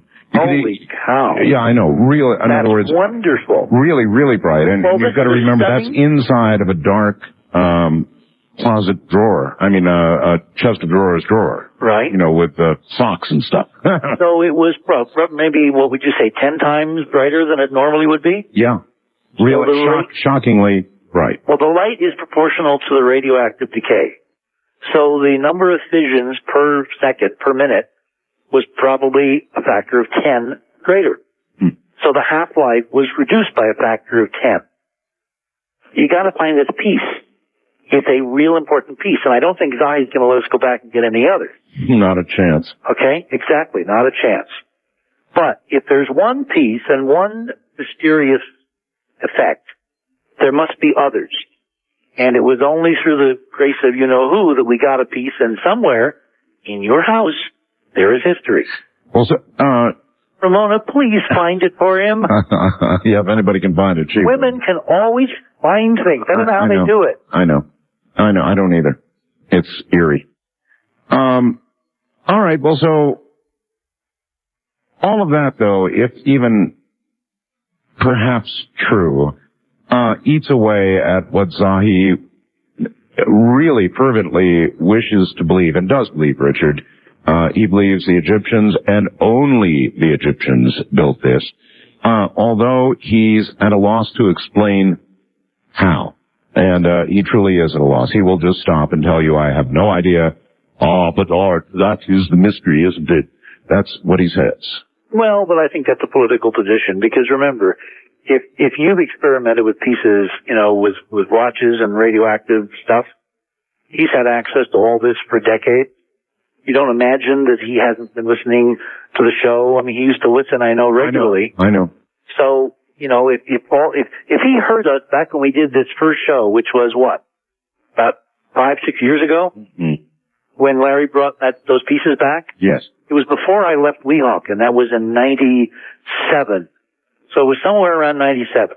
Yeah, and he was really angry too, Richard. That's when he was threatening to behead people and toss them in pits and stuff.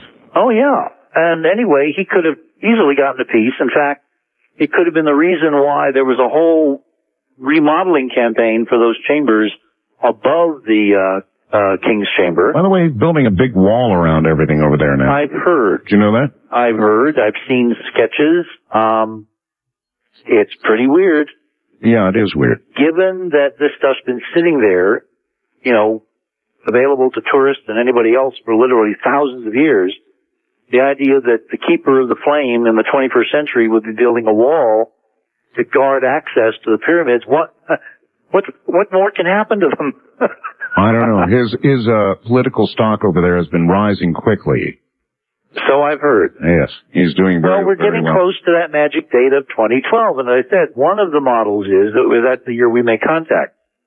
Another model is that's the year when they finally admit what you and I are discussing right now, that namely that we're a lot older and a lot more extraordinary than we think, and we have much deeper roots in time and space and history than anybody has dared to believe. Well, that's a kind of contact, and I would say that while that would shake up a lot of people, I think the world would probably be able to live with it. I mean, it's an ancient, dead civilization. Yes, it will cause us to have discussions about our own roots, but it's not going to tear society into little pieces knowing that something 500,000 years old and dead is on Mars. Unless there is technology there which could be extraordinarily important here. We tend to turn every high technology into a weapon system. Well, you know what NASA would say? They would say, look, you're out of your mind. If we had evidence of a city on Mars or libraries that we could go and visit, we'd be screaming from the top of the building here in Houston for all to hear that we need the money for a manned mission to Mars to go read what's in the libraries. I mean, if we are NASA, that's our business, to go into space. We love manned missions. We are NASA. We scream it at the top of our lungs. And they're lying. Let's go back to the pictures. Click on picture number 5. Okay. You got it? It'll take a moment. Okay. But you have broadband, right? Yeah, I do. Okay. I do. I have a dial-up. You have dial-up now, do you? Yes. Uh-huh. Which helps me from keeping them, from breaking in. I mean, they are constantly trying to break into this poor little computer, whoever they are. Oh. And they just can't do it because it keeps knocking it off the air. Yeah, 2 words, Richard. Firewall. Of course. Firewall. Anyway, have you got number 5 up? No. You're sitting here and I'm bouncing all over the place. And in fact, trying to get back to my site right now, and it's very, very busy. Okay. And so somebody's looking. Yeah, somebody's looking. Well, what you're going to see when it comes up, and for people who actually been able to get it, downloaded, it's a composite of 3 images.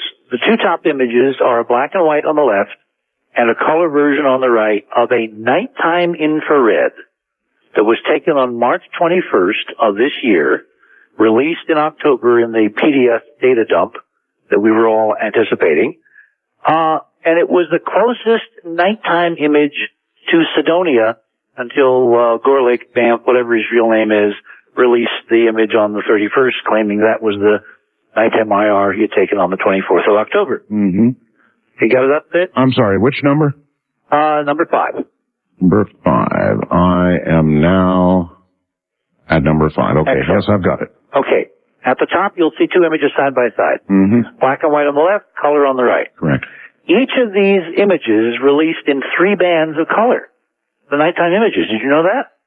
Well, I think I can see green and blue. Oh, yeah, green and blue and purplish and all that. Yeah. Those are from 3 bands. I think it's band 4, band 9, and band 10, I believe. Okay. At the bottom is the purported nighttime IR. And the first thing you got to know is that the image taken on the left, the top black image, black and white, Yes. was taken on March 21, which is just about the dead of Martian winter. It was taken only 100 miles away from Cydonia. Okay. So it's the same geology, same geography. Right. If you look at the bottom image, that's the one that was supposedly taken at the height of summer. Mm-hmm. October 24th turns out to be just after the summer solstice in the northern hemisphere. Okay. I told you we get the solstice in Okay, here. meaning what? Meaning the first day of summer. Yes, I know. No. Well, if you look at the two images, you said before that the IR night image from Cydonia was kind of crappy. Yeah. It's full of noise. Yep. Why? That's supposed to be a summer image. And it's comparable to the winter image just above it. Mm-hmm. So go to number 6. All right? 6. This is going to be how we, ferret out the truth. This is, whoever's trying to keep this stuff from us, this is their undoing. This is a graph that was made up by Dr. Bob Zubrin. Okay. It's basically an equivalent Martian Earth calendar. The outside orbit is Mars. The inside orbit is Earth. Center is the Sun. Okay. And the very outer ring, you got the seasons, right? Right. Those are seasons in the northern hemisphere of Mars. Okay. So as Mars goes around, it goes through these various seasons if you're at Cydonia. Gotcha. Summer, spring, winter, fall, et cetera, et cetera. Right. Okay.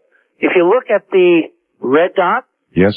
that's where Mars would have been when the October 24th image was taken, if it was taken on the 24th. Okay. And you can see that it says northern summer.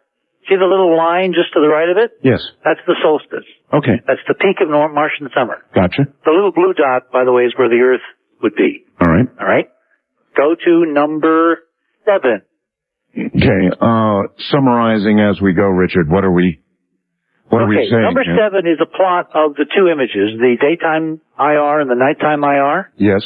And all I've done is to put a little compass between them. I see that. Yeah. And I've shown an angle of 35 degrees north above the east-west line, which is the line that goes Correct. left-right, Yes. and 35 degrees south. Right. If you're at Cydonia with a tilt of Mars, which is 25 degrees, Yes. that is the maximum angle at which the sun will set in the summer. Okay. It's the summer solstice sunset. Yep. The upper green line. Yes. The lower green line is the winter solstice sunset. So as on Earth, if you sit as I do here in the wonderful New Mexico desert and watch sunsets out my windows, you can see the sun tracks back and forth along the horizon as the year progresses. That's right. This is what the Indians used to do. There's a whole solstice marker at Chaco Canyon, left by the Anasazi. All right. All of this that you're doing is basically to tell us. Well, we're getting there, all right? So what I've done, and now you want to go to number 8, all right? Okay. Number 8. Okay. What I did was simply look at the slopes, the cliffs. And there's this little feature that we call the island, because it looks like a big island, like a flat mesa. See it? Steep cliffs sitting in the middle of the Cydonia Plain. Yep. And if you look at the right-hand image, you'll see that it's brightly lit on its southwestern face. Correct. So that'd be where the sun would be. Where the sun is shining. Yes. That lower green arrow. Yeah. That's how IR will show. That's right. It heats up the cliff during the day. Gotcha. And then at night, it glows in the infrared, and your Gotcha. camera picks up the glow. Yep. So if it's not lit, it can't glow. Right.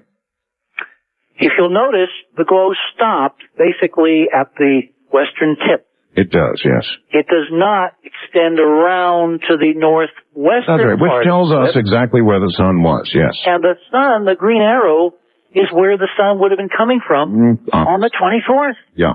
This picture cannot, repeat, not have been taken on October 24th. All right, I'm going to repeat myself. All right, let's say that you've proven this and that they didn't take the picture when they said they took it. Yep. Meaning what? Why would they lie? Well, that's my question, Richard. No, that's my question. No, that's my question. You're the one who's been looking into this. That's my question, Richard. Why would they lie? I'm not NASA. I don't know. I can suppose, I can suspect, I can presume. I haven't got an affidavit from somebody saying yet because we will get it someday. Obviously, you have thoughts about it, though. I have thoughts. What would be the motivation? All right, let me tell you when we now know from this geometry that this picture was taken. It was taken in January of 2002. Not in October, but in January of this year. Okay. Months and months earlier, right? Yes, okay, fine. That's a hell of a lot of time. It is. Why would they conceal that they had taken the picture then? Well, for one thing, in January, what was NASA doing with the Odyssey mission? They weren't even in the right orbit yet to begin their formal mapping. They were doing, and there's some linked releases from JPL that are going to be in our story tomorrow evening. They were talking about tweaking the orbit, doing little burns here, doing little burns there, circularizing, adjusting, et cetera, et cetera. Mm-hmm. That's when they took this image. In other words, the first thing NASA did when it got to Mars, and after the aerobraking, it took these pictures of Cydonia and then lied to us about it. It didn't admit it. It stuck a guy named Bamf/Gorlick over at Enterprise claiming that they couldn't take any pictures I remember. in the infrared in the night because it was too cold. I recall. Well, we have now proven that he lied about that, and he's lied about this. Why would an official of the U.S. government keep palming off lies on us? Go to the program section. Tonight's guest, Richard C. Hoagland, first hour. The DNM photographs. Take a look. There is no question about what's there. The only question is, how did it get there? And there are only two answers to that question. One is, they were there when they took the pictures. The implications of that are obvious. The other is, somebody decided to put Arabic there and broke the chain of custody of the photographs. Either one of those two answers, if what we see is what we see, is an incredible story. So now we get to this part of it. I think it's important, and Richard has some splaining to do. He held on to these photographs for 3 years. Right, Richard? Yes.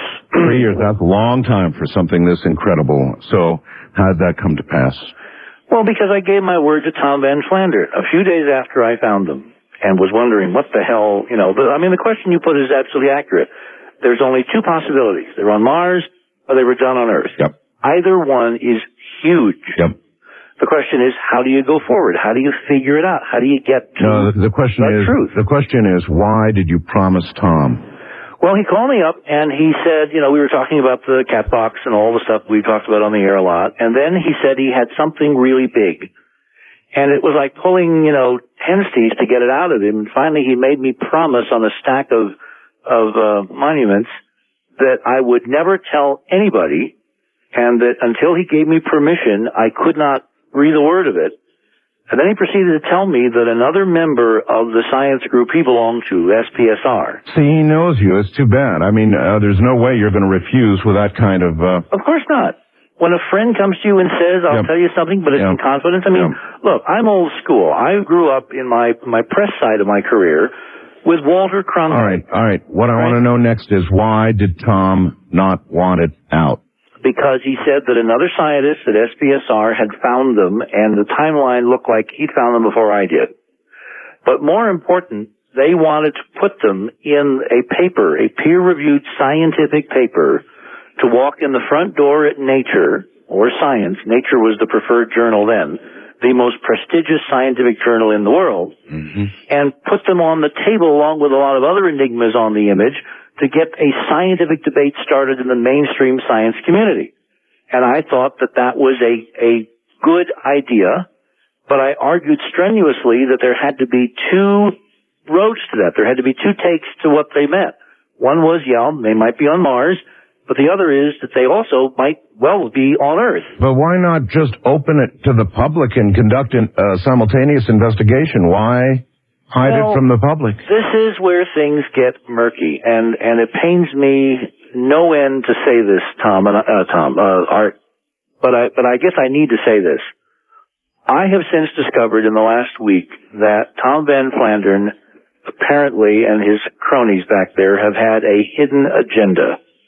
And the agenda is to basically deep six any possibility that NASA and JPL could have covered this stuff up for 30 years. And they have been the stalking horse for they can do no wrong, and if we find it, it's because they didn't really recognize it until just yesterday. And he has been very carefully cultivating me as a, quote, friend to try to get information out of Enterprise and our work that they could then use politically to other ends. And this all came to a head at this bizarre press conference that he held last Thursday at the National Press Club, where he didn't tell us until the last minute he was even going to do it. And then he took a whole bunch of work from a whole bunch of people, ourselves included, and paraded them in front of people in Washington without any attribution to where the original data had come from, which is the absolute, worst sin you can do in the world of science. You have got to reference and attribute other people's work. I think that we're dealing here with a potential stalking horse for the agency itself, for that group in NASA. Remember, most of NASA, 18,000 people, is honest.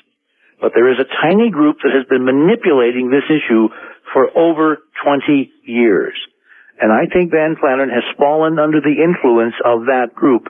And it's like, he got me to promise not to do anything with these because they're so politically explosive. And then they just sat on them for year after year after year until finally he debuted them himself last Thursday at this press conference, which of course has freed me from my promise, and now an appropriate investigation can go forward. Damn, Richard. Wow. And I feel really bad because I'm the one that promoted him for your show. I put him on this show. I supported his science.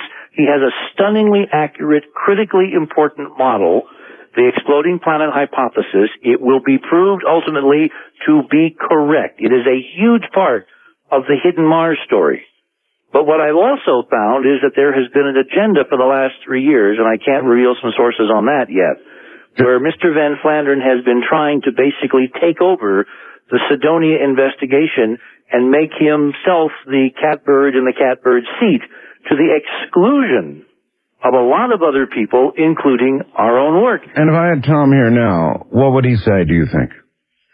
He would say that, there are honest people in NASA and that we can't prove conspiracy and cover up and we don't want to damage reputations.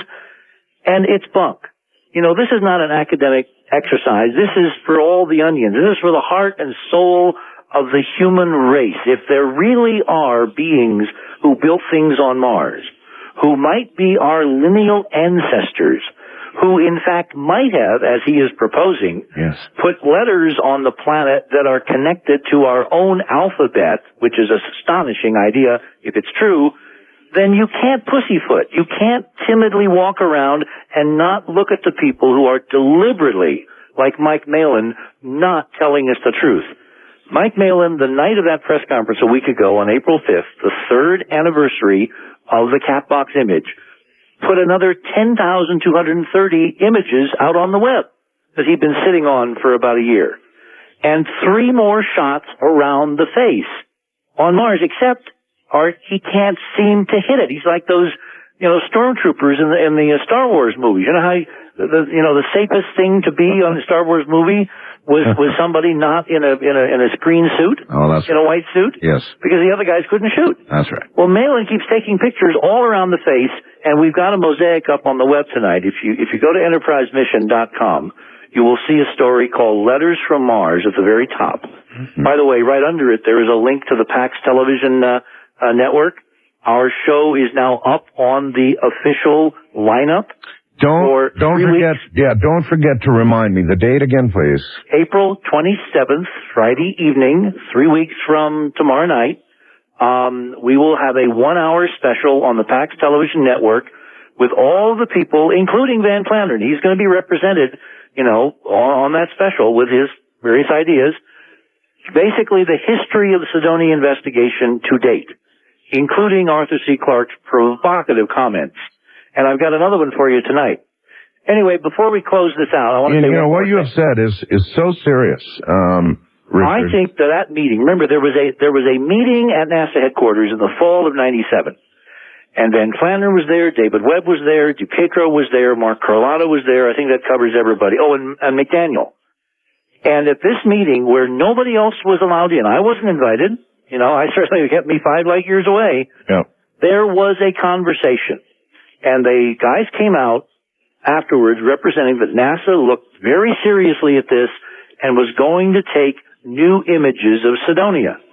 And nothing happened. And you know and I know and the few million people who listen to us over our shoulders know that it was this audience and the faxes they sent to Dan Golden and those emails and the copies to all the networks that got those pictures taken 3 years ago last week.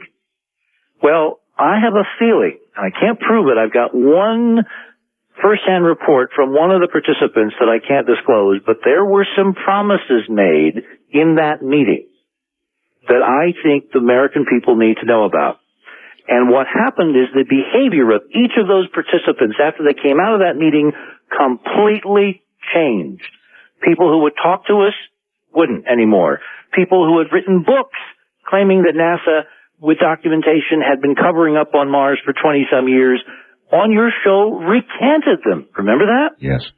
I mean, a bizarre series of evidence. So if I was a district attorney and I was looking to a key point in time when everybody went weird, when they went south on the crime being committed, which is the cover-up a la Brookings of the greatest discovery in the history of the human race, I would focus on what happened at that meeting and who was promised what and what they have done since. All right, Richard. I don't think you're in much communication with Tom, are you, right now? Well, I have not talked to him for a week. All right. If he wants to answer this and wants to engage you publicly on this question, you willing to do it? Sure. Okay. Just wanted to get that out of the way. I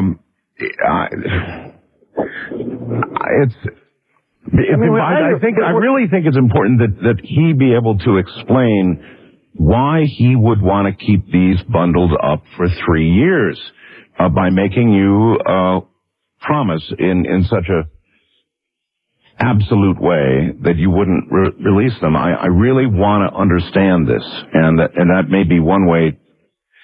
I have a very weird character flaw about me.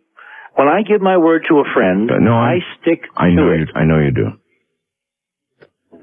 I know you do. And I know you feel violated to be able to release this now. Or obviously you wouldn't. So. Well, I feel very sad because this is not the way I would like things to turn out. Okay. Well, that invitation's up then. And let me switch to something much more fun. Okay. Our friend Arthur C. Clarke. Sir Arthur C. has been up to it again. Well, come on. I've known him 30 years. I can call him Arthur, all right? He sent an email last Saturday, which was the launch of his spacecraft to Mars. Remember, we're going back to Mars, and on Saturday morning at 11:02 Eastern Time, 2001 Mars Odyssey, which NASA has officially named after my good friend, got it off to Mars, right? Right. And apparently it's the best launch they've had. The spacecraft has no problems. They're all grinning. It looks like it's going to really, it's going to do some amazing things. When it gets there, and we'll do other shows about what it's going to find, but we have some specific predictions about what the instruments on this spacecraft are going to find. What do you think the odds are of it successfully getting there? I think they're 100%. Well, remember, this is 2001. A lot of trouble, though, with Mars stuff. Yeah, but is it real trouble or is it more of this conspiracy fake trouble? Well, I don't know. Either way, it's trouble. As long as you have the heavy hand of conspirators keeping us from knowing the truth, there's not a pure science road that you can travel. And unless you can get rid of that aspect of this problem, you're never going to get to the bottom of things. Well, with that I agree. I mean, what's on the photographs, it's undeniable. Chain of custody, we know about. Where you think something might have happened, we know about. But no matter how many times you roll this over in your mind, it's a big damn story either way. Either they are screwing with the pictures, as you said, seriously so. Yep. Or it's really there. Take your pick. I'm not sure which is the bigger story. If instead of following the Van Flandern path 3 years ago, when remember, any case that you let get cold, it's harder and harder to get to the truth, right? Right. If we had followed the Hoagland path, which was would have put this stuff out, and I would have absolutely put both models on the table. They're on Earth, they're on Mars. Let's find out. we would have gotten mainstream reporters. John Holloman was still alive. Remember John, our friend back then at CNN? Of course. He would have absolutely flown out to Malin shop, sat down with Malin and said, now how the hell do you explain this? There would have been discussions. There maybe would have been a committee. I mean, who knows? You might have even gotten John McCain interested early on in the politics of this. The truth would have fallen out no matter where the truth lies. We would have found it. But now the trail is cold. The only route we have is that missing gap, that 36 hours. These photos will warm it up, Richard. I would hope. Warm up. And maybe there's a guy that worked for Malin, or maybe there's a guy or a gal at JPL that is an honest, patriotic American and was so incensed with what was going on, what they saw happening, that they took the opportunity to sneak these things in down on the D&M, which I've called the Rosetta. I mean, the humor here is the irony here is absolutely right, because the D&M is the Rosetta Stone in the classical model of the Rosetta Stone, which was the key to decoding Egyptian hieroglyphs, back in the 1700s. So to stick these letters on the D&M, which mathematically is the code key to breaking Mars, is, again, a level of humor which should not escape everybody. And somebody, maybe somewhere, there is a patriotic American tonight who's just waiting for a press person to say, how do those letters get on that image? Yeah. And then they'll tell the truth. Let me turn to Arthur now. Yes. This email is pretty cool. He sent this a couple days ago. I would like to send my very best wishes to the 2001 Mars Odyssey team. I hope that you have better luck than the Russians. Because the Russians lost their Mars 96 mission. I recall, yes. I expect you've all seen the Planetary Society's Visions of Mars CD, which should have been taken there, and is at the bottom of the Pacific tonight, by the way. He goes on, I still hope that future colonists will have a chance of enjoying it. Our knowledge of our exciting little neighbor has certainly increased enormously since the far-off days when Ray Bradbury, Bruce Murray, and I met at JPL before the Viking launch. And Carl Sagan was also there, I should add. Next paragraph. I'm fairly convinced, this is Clark now, I'm fairly convinced from recent images that there is vegetation on Mars. And I wouldn't be surprised if you find something even more exciting. Now, what's more exciting than vegetation? Were we talking herds of Martian buffaloes stampeding across the pictures here? Large life, Richard. Yeah, large life. All right. Finally, then says, however, I won't believe in any Mars artifacts until I can read their number plates. Go ahead and find them. Well, Arthur, we've got some number plates on the ArtBell website and Enterprise tonight. Now, is that between the lines or what? Not that very far between the lines. No, it's it's clear that Sir Arthur Clarke has gone through a metamorphosis. It's 2001, Art. I mean, my take on Arthur. Do you think that he was waiting for 2001, or do you think, Richard, that he just had his epiphany, recently? No, remember, I've known this man a long time. He is a brilliant genius. He is as sharp now at 84 as he was when I met him 30-some years ago. No, this is part of their plan. This is part of why they were telling us about 2001. It's time. And I think, and I'm going to put in the new version of Monuments that we're almost ready to put out, some thoughts about him and me and Kubrick, which we've never put on paper before. But I think this is part of a plan, part of the disclosure plan, not the cover-up crowd, but the get it out there crowd. And I see Arthur is having a wonderful time. I mean, that email is dripping with his classic humor. Yes. But it's boing right to the point.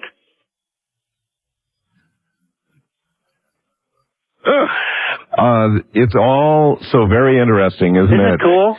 Yeah. I mean, on the upside, look at the extraordinary things we're about to experience.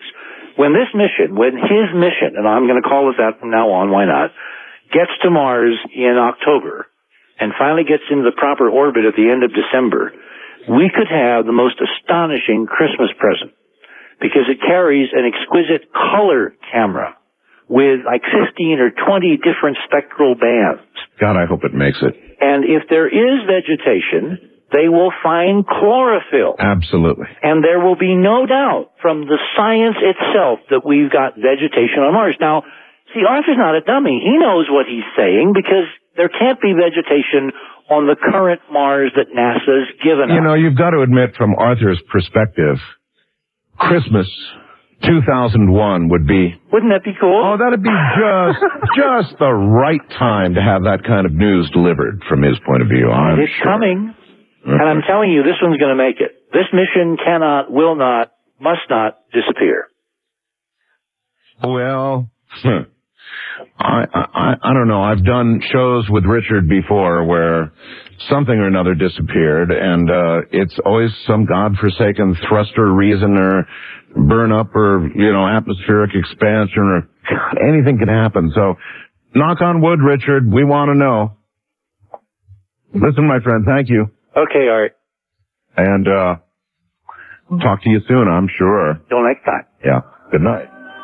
I really have a difficult time with that. And when you're considering balancing in your, you know, the way I do with everything, and I hope you do too, you sit out there and balance what we've got here. On the one hand, do we have a real city on Mars?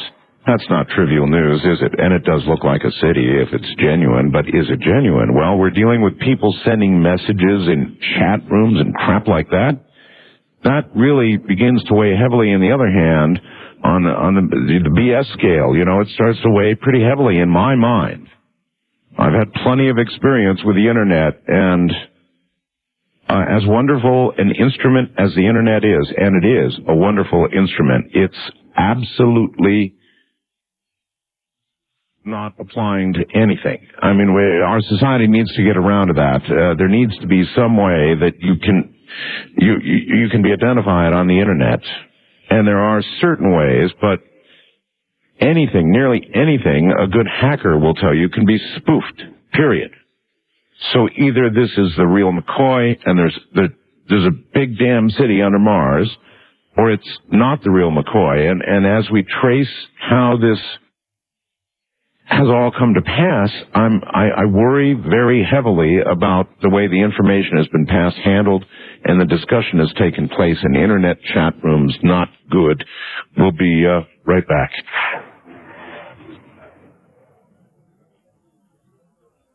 All right, once again, Richard C. Hoagland. And, of course, Keith Laney in North Carolina.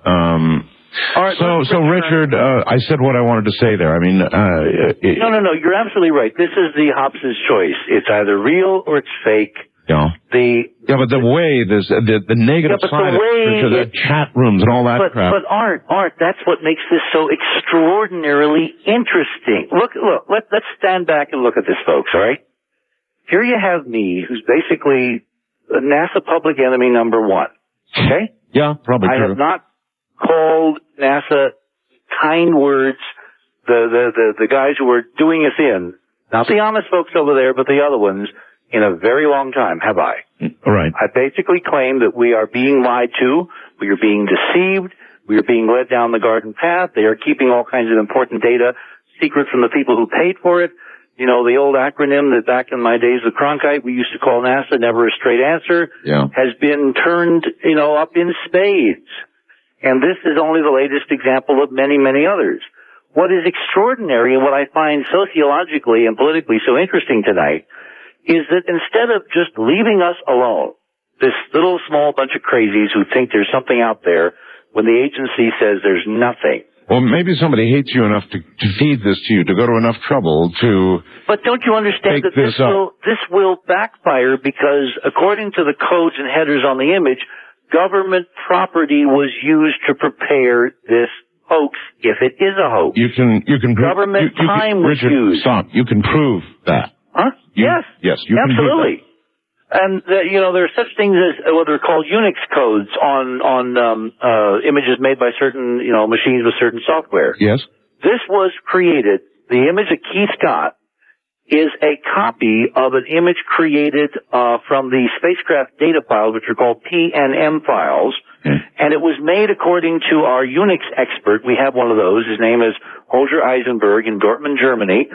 He actually is getting a degree in computer science and engineering, and he works as a Unix administrator in Dortmund at the university. So here's an expert in Unix systems. He's the one who told us when we sent him the image. Okay, all right. So, all right. That this image was made on an old government system. Let me concede it came from NASA, or it came from the government. Let me just concede that. And let me now go on to say, Richard, imagine this. That somebody within NASA, perhaps an individual somewhere, hates you enough to set your ass up. Then why would they give me the image? Why would they go because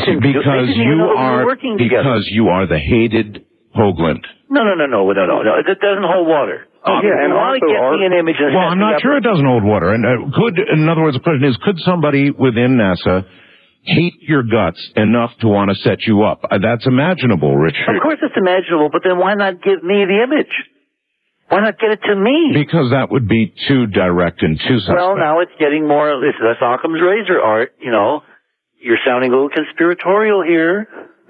Well, if I'm having to imagine as one possibility the whole damn thing's a setup. We have all been pursuing 2 tracks, and Keith, jump in here anytime, all right? 2 tracks from the beginning. It's either a setup or it's real. All right, will this guy will this guy in the chat room give his phone number? He will not give his number. Now, it's a kind of a cornerstone of the Constitution that when you are accused of a crime, you get a chance to face your accuser. Keith's accuser tonight is using the Enterprise Conference to basically claim that Keith is a hoaxer, a liar, has created a fraud, has gone on your show and told 20 million people complete lies and nonsense and made up fairy tales. But he will not come on your show, Art, on your air, and say this to Keith's face. Now, there was a campaign, the Dukakis campaign, where the candidates, exchanged insults and accusations. When those accusations were not answered, people assumed that the accuser was right and the accusee was wrong. Yes. The fact that Mr. Gorelick does not have the moral fortitude. But how do you know it's him, Richard? Because I have an email right here. He signed on from ASU. I have an email right here from the... Well, so, look, somebody once sent out a false article about me with regard to attacking the Filipino people. It was sent from, they found out, UCSD, the UCSD campus down in San Diego. And so the fact that it comes from some educational institution... Yeah, but did this persist for months? Oh, God, Richard, this thing has been going around for years now. What do you mean months? No. When I say it went around for years, it was a one-time shot. Oh, do you mean did the original... No, it was sent once and then... Yeah, exactly. Well, this is very different because every time this person logs on from ASU, our people can track the ISP codes. We know exactly almost which phone he's logging on from there at the university. Let me read you the email from Dr. Christensen that was sent to us a couple of days ago. Yes. When we were going to come on and basically lay this case out before the country then. He says, I am confused by your statements regarding the Themis IR data and your decision not to release your findings. This was a week and a half ago. The data were calibrated by our standard processes in the same way that is done for the Themis science team. We were asking questions about what's on the website. I am not sure why you are suggesting that Noel or anyone else on the Themis team has done anything to alter the data. Her parenthetical statement for me. Banff had claimed it was his right, since he maintains the website, to alter the data, to screw up the data, to add noise to the data, to scribble on it with crayons if he wanted to. And that's why we were concerned. Christensen goes on. He, Noel, a.k.a. Banff, was simply questioning how you have treated the data and how you are validating your methods and processes. So Christensen is validating that Noel Gorelick is in fact present at Enterprise mission, is talking to our people, instructing them in what he's been instructing them in terms of multispectral. How do you know that email is legit? Oh, from Christensen? Yeah. Because we sent email to Christensen and got a response from Christensen. We had several responses. At the same address. At the same address. And we have some of the emails actually posted fully in our article tonight that's up on the website. Some of the more recent ones questioning why we have 2 sets of data, one that was slipped out the back door, although it really wasn't. I mean, you actually posted the entire message? The entire email conversation. Including the headers? Absolutely. Okay. So no, it's Dr. Chris. I mean, he has been talking to us through email since, I think our first article where he sent us an unsolicited email was back in March after the first press conference. And so when we had technical questions, for instance, there are 2662 IR bands. We wondered if there was a misnumbering of the bands on the posted data. So basically, they're charging that Keith Laney, you Keith, made all this up. Not they. Added that Noel Gorelick tonight charging. But will not come on air and charge this.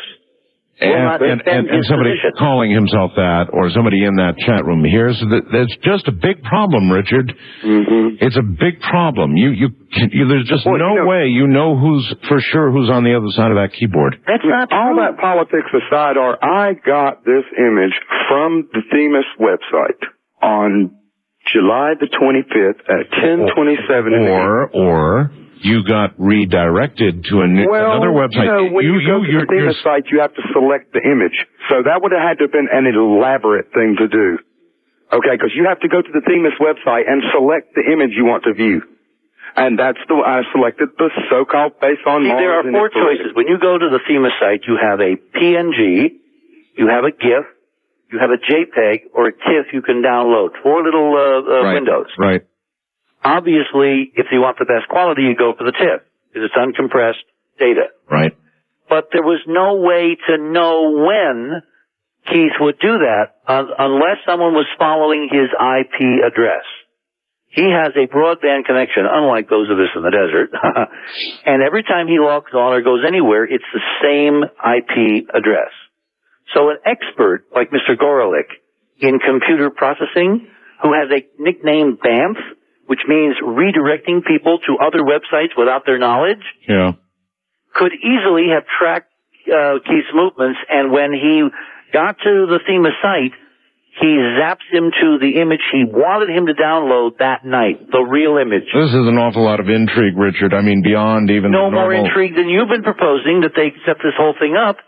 The point is, I said they were setting you up. Well, and rather it's also Keith. Yeah. It's Mike Barra. It's Enterprise. It's all the people at the Enterprise conference. Well, that would be the entire group they'd want to get. It's all our supporters. Perhaps Keith accepted. Everybody else they'd love to get. But if you look at the data, all right, forget all the politics around it. Just look at the data. Look at image number 4, the DNA comparison. Yeah. There is no way you can go from the left-hand crappy image to the right-hand exquisite image. You can go from the right-hand image to the left-hand image by simply adding lots and lots of noise and doing a few other things. But you can't go the other way. Entropy does not reverse. Well, I agree with that. If you go to image number 5, let's stay with images for a moment here. Call up image number 5. Okay. This is a black and white comparison on the left of the D&M wide angle. Right. With a big crater north of it. Right. And on the left, we have wide angle of the D&M and big crater in the infrared. I see it. Multispectral Keith is made up. Got it. And in the upper part of the image, we have close-ups. Look at the green arrows and look at the red arrows. On the surface of this black and white Odyssey image that Keith processed, you see an exquisite rectilinear block. Yeah, you do. On the right hand, matching close-up of the infrared, the block is there glowing with heat from underneath the surface. Yes. And if you look at the green arrow, there's a deep depression, which is not getting any sunlight, so it's cool. And remember, on these images, cool is dark, right? Hot is, or warm is bright. Absolutely. So there is correspondence of the surface imagery with the underlying thermal infrared heat radiation. Well, this would be the equivalent of a forgery of an incredible classic done by somebody who could duplicate that classic work and not be detected, perhaps. And remember the header code. By even an expert. It was done by government machines. So if this is a hoax, this is a legal case we have against government employees working for NASA. Yeah, if you could ever figure out who they... Well, look at Enron, look at WorldCom. You know, there are ways in the legal system, Peter and I have been discussing for months now, how to bring a case on behalf of the American people so this kind of chicanery and nonsense stops. You can't do this with impunity. This is an arrogance, if it's a hoax, of unimaginable proportions, trashing, in principle, the quest to find out the truth about our neighborhood, our heritage, and our future. And it must end. Now, Keith, you and Richard, you've both been getting cyber attacks. Oh, yes. This is very interesting. Very heavy cyber attacks, right? Mm-hmm. My firewall is logging some big dogs, too. Yeah. This is a bit disturbing because, like last week when Richard was on the last time, I couldn't even get on the internet.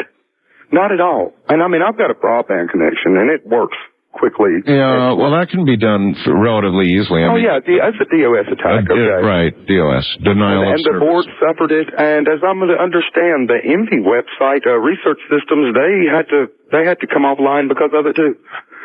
Now, this is why would they do this? Well, no, wait a minute. Let's ask a question here. Keith, Richard, who would be more likely to do a big DOS attack, the government or the persons we imagine might have made this up within the government, or some stupid bunch of probably pretty smart hackers who set your butt up? Now, they do DOS attacks, but would the government employee do DOS attacks? Not likely, because they're going to get nailed on the source of it. All right. You are missing one crucial component. Like what? We have sources in Washington. We've had them for years.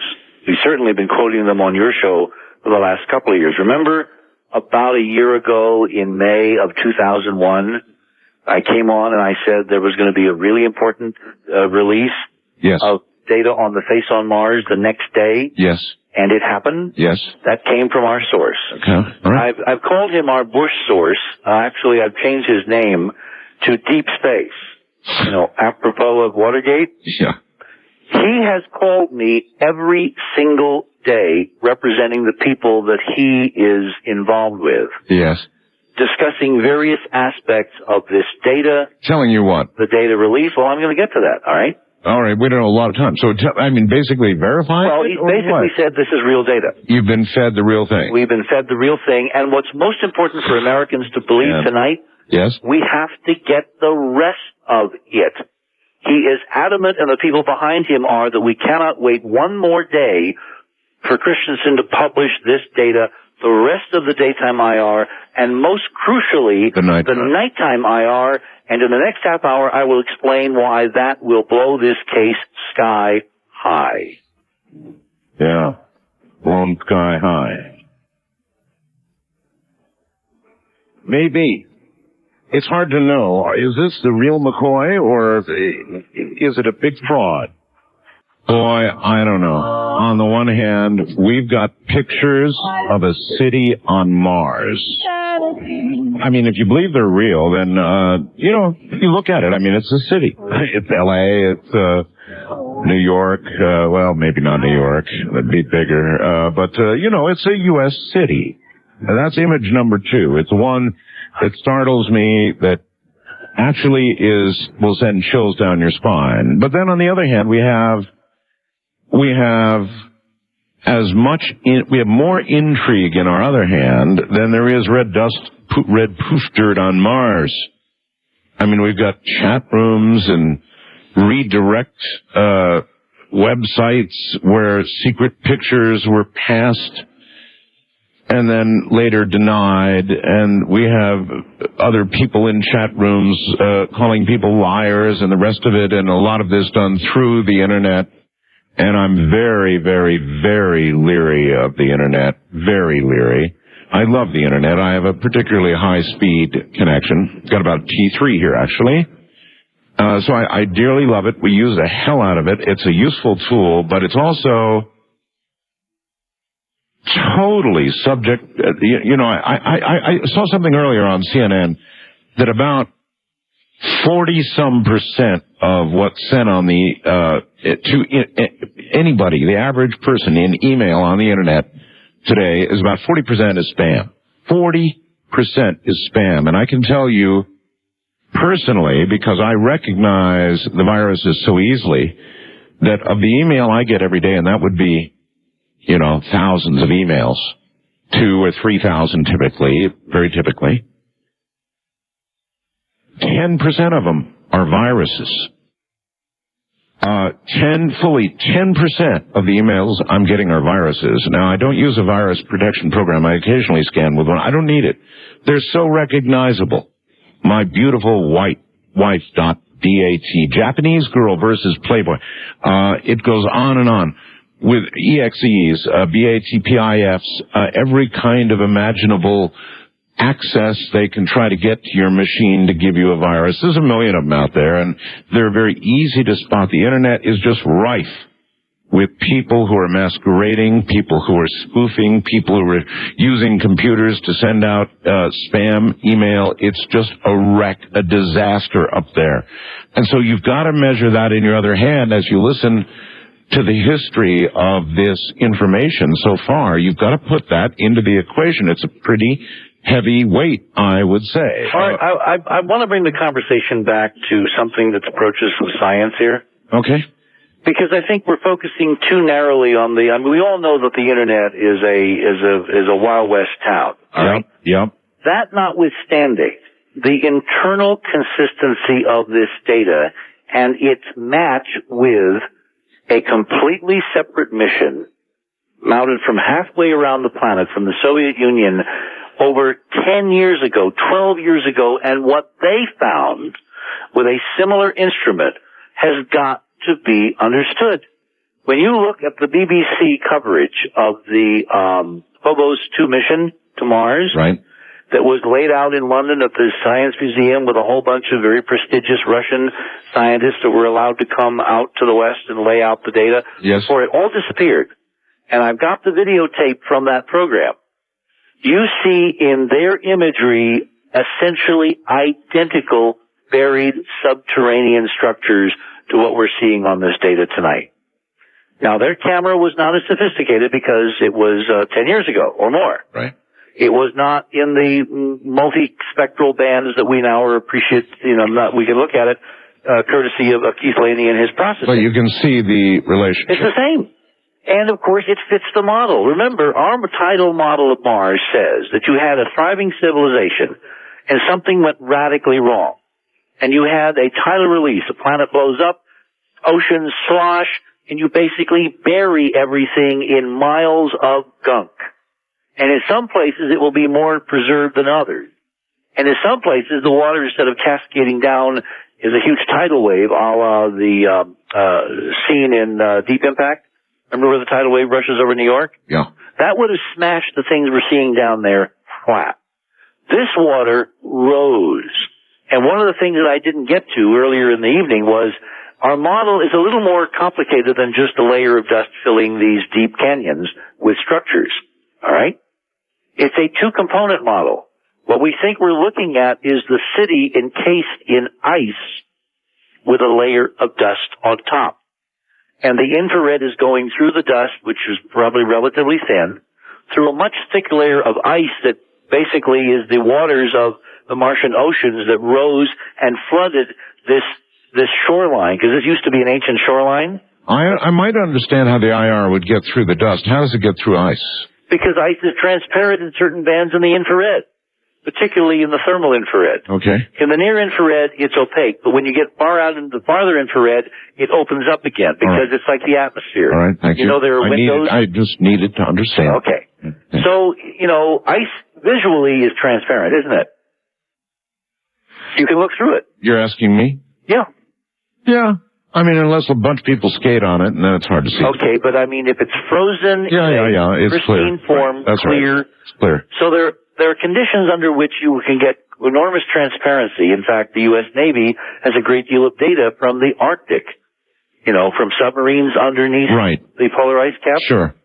And in fact, we tried to get some of that data from our source, and there was a bit of a tizzy because when we asked for it, some people thought we'd actually been given classified data, and we had a bit of a dust-up earlier last week until it was clarified that no one had given us anything that we weren't supposed to have.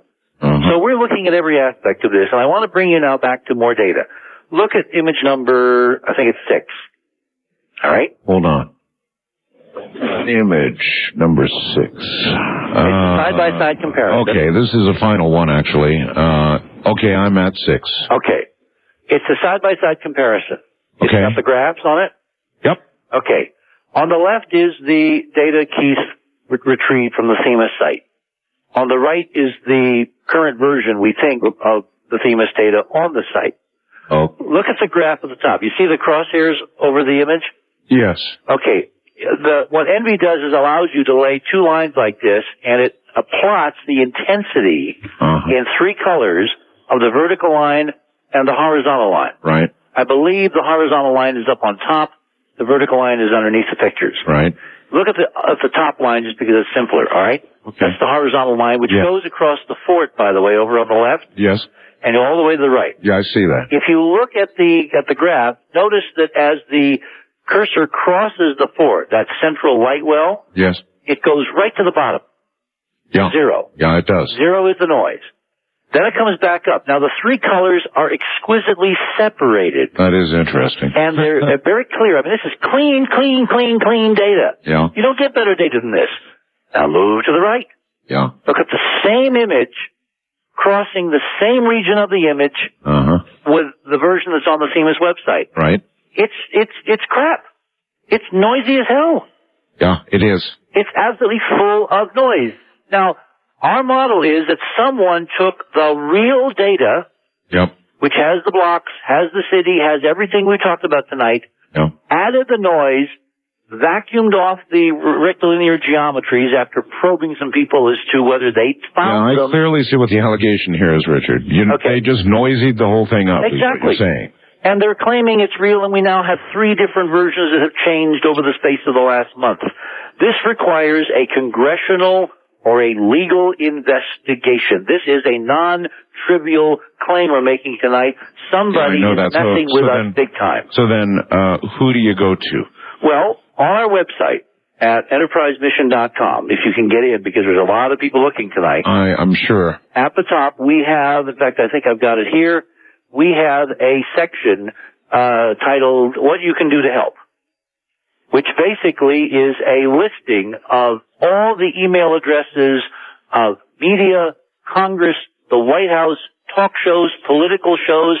Everybody in this country who's supposed to be out there to help you get to the truth is on that website, created for us by people like Bob Williams and several others.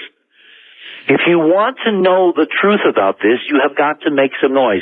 We sent out a press release today. You've got a copy of it, Art. You know, I'll tell you what you ought to do, Richard. Yeah. You ought to hire a private investigator, somebody familiar with high technology. What you're faced with is only going to be answered by getting to the real truth, and perhaps, you know, a real cyber-wise investigation agency could get to the truth here. Otherwise, I don't see how you're going to get there, Richard. How? Well, the last time, and again, this comes from our sources in Washington who are very interested in how this is going to play out, all right? This is a people's war. This is a democratic last stand for do the American people have a right to see what they have really paid for. I have the personal feeling, Art, that Banff is a hero. I really think I want to award him the Enterprise White Hat of the Week. Because despite all his protestations, despite his refusal to come on your show... Yeah, I doubt he's accepting right now. Well, but think of it this way. Suppose you have been in the system. Suppose you have a family. Suppose you have watched the chicanery, the double-dealing, the duplicity, and are just fed up. And you're one guy in a key position to slip something exquisite out the back door to the folks that you have done your homework on and you think may have an even shot of getting at the truth. If you're going to do that, Richard, why not, why do it in chat rooms and by redirecting websites and all that? How would you get it into our hands? Why hand it to you? No. I'll call you up and say, Richard. Because someone would find out. This is the way of basically playing the game. You know, there are a lot of people that I have encountered. Plausible deniability, Richard? Exactly. In other words, you basically do things with the left hand that the right hand doesn't know you're doing. Dr. Christensen thinks you're over basically just making trouble at Enterprise, just stirring things up, kicking Hoagland's you-know-what. Yep. Whereas, in fact, under the cover of that, you have slipped us real data and you are praying that we will know politically and technically what to do with it. And furthermore, you've aced your bet. You have gone on in private emails to about 6 separate imaging people and given them private tutorials in how to work with this data. Nothing else makes sense. Enterprise is not that damn important unless there is an exquisite hidden agenda here to get us something we can finally work with. Now, I admit that we need further and deeper investigation. One of the key problems with your recommendation, Art, is we are broke. We cannot afford to hire a private investigator of the high-tech caliber of the people that you're talking about. We can barely afford computer programs and to keep the lights on. Yeah. You know, I have funded Enterprise out of my own pocket for years, putting all the monies for the monuments of Mars back in, putting any monies I got from television presentations back in, any lecture fees I put back into Enterprise. Yeah, I know you've done that. This is basically, you know, research. I don't doubt that you wholeheartedly believe in your own work, Richard, not for one second. Well, not only do I believe in it, but there are a lot of other people that believe in it. Yeah. There's a large segment of your audience that believes in it. Yeah, I don't doubt that. You know, your sincerity is real. Your enthusiasm perhaps is, as some gentleman recently said, perhaps over-exuberant at times. When referring to our economy, you tend to be over-exuberant. I'm weighing this, Richard, and well, you have proposed a very reasonable idea here. Well, right? That someone wants your butt and that they're setting you up. Sure it is. Well, it's very simple. If people want to help us get to the bottom, give us some money so we can, in fact, afford to hire the best high-tech investigators on the Internet to get to the bottom of this. And all you do is send us a check to Enterprise Mission at P.O. Box 3550, Edgewood, New Mexico, 87015. And we can use the help. We are at the end of what we can do with the resources we have. We had major security problems at Enterprise last week. We had huge amounts of attacks. We need something like $6,000 worth of equipment just to maintain Enterprise in a secure way so we can present the data, which we give to the country for free. We don't charge for anything, Art. After they would give this to you, Richard, the eternal they, why would they then bother to attack you, cyber attacks of various sorts? Why bother? Oh, no. It's not the same people. In other words, if you have a leak, I mean, we've seen this in Washington for years. What happens in Washington when someone slips a reporter a juicy story? The guys that don't want the story to be published or to be followed try to do everything to destroy the message, the messenger, to eliminate the paper trail, to make it worthless, to cover it up. This, to me, looks like a rearguard desperate action on the part of those that don't want you folks out there to know the truth tonight, to keep you from finding it out. I mean, all kinds of accusations have been made against me personally over the years. I told Keith as we went into this in the last couple of weeks, I said, you know, when this gets serious, when we get to where we can actually publish, I said, you're going to join a very exclusive fraternity. You know, people like me who get called every name in the book simply because we want to know the truth. And if people out there really want to help, tonight is the time to step up to the plate. We could really use it. There's a whole battery of things we could do. We have a legal case we want to mount. This weird echo. So I wanted to give Keith an opportunity to sort of round out between now and the bottom of the hour. Anything you want to say, Keith? I mean, you're in the middle of this, obviously, because the images came to you. And at what point did you contact Richard? After I had processed a few of them and asked about the blocks and not gotten a satisfactory explanation, and went and did a little bit of further, review into it, I decided, well, let me send this to Richard and see what he thinks about it. And had you been in communication with Richard prior? No. No, so you never had talked to Richard? I mean, I had I've been a member of Enterprise Mission Community for a long time, and yes, I found little weird things and said, hey, look at this, but, never really any real contact. Our first phone conversation was over this about, 3 weeks ago? Yes. Okay, that's what I wanted to establish. Okay. Keith, from your point of view, we've laid out these two possible scenarios. It's real, it's slipped to you, and we've got the real McCoy here, and the other is, setup. What probabilities do you give to the two possibilities? Well, I mean, I'm always after all the NASA people. Give me something. Slip me something out the back door. Do something. I mean, I will harass them and harangue them. Once I found out Vamp was there, yes, I harassed and harangued him too. Now, I went to the Themis website and downloaded this image. I've got it in my computer records that I did so. Yep. Okay, I mean, there's no doubt to me that I got this Themis image. I mean, and it's the same one. I thought it was crap. Whether I was redirected or what, it's no big deal, but I mean, I went to the Themis website and did choose that image and downloaded it. Now, the fact that I did it on the 25th, now that might have changed something, being that that's their sacred day over this particular issue. Yeah.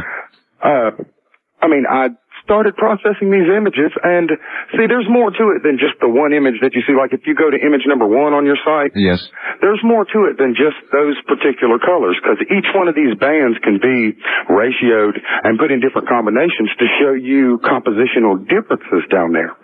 I mean, you got to remember, this is a multi-band image, right? So, and when I take the other bands and correlate them in the same way, in the same type of combinations that those bands are made out of, that those banded pictures are made out of, they come out with variations. The colors are in the different places, but still in the same general pattern. The blocks are different on each one of the banded images, even in black and white. You can look at them and you can tell that the IR is picking up different, which is different from visual. But Keith, you're pretty tight with the people at NASA. I mean, you've done volunteer work for them. They like your work. They asked you to go ahead and do work. And so once you had like image number 2 with the city. Mm-hmm.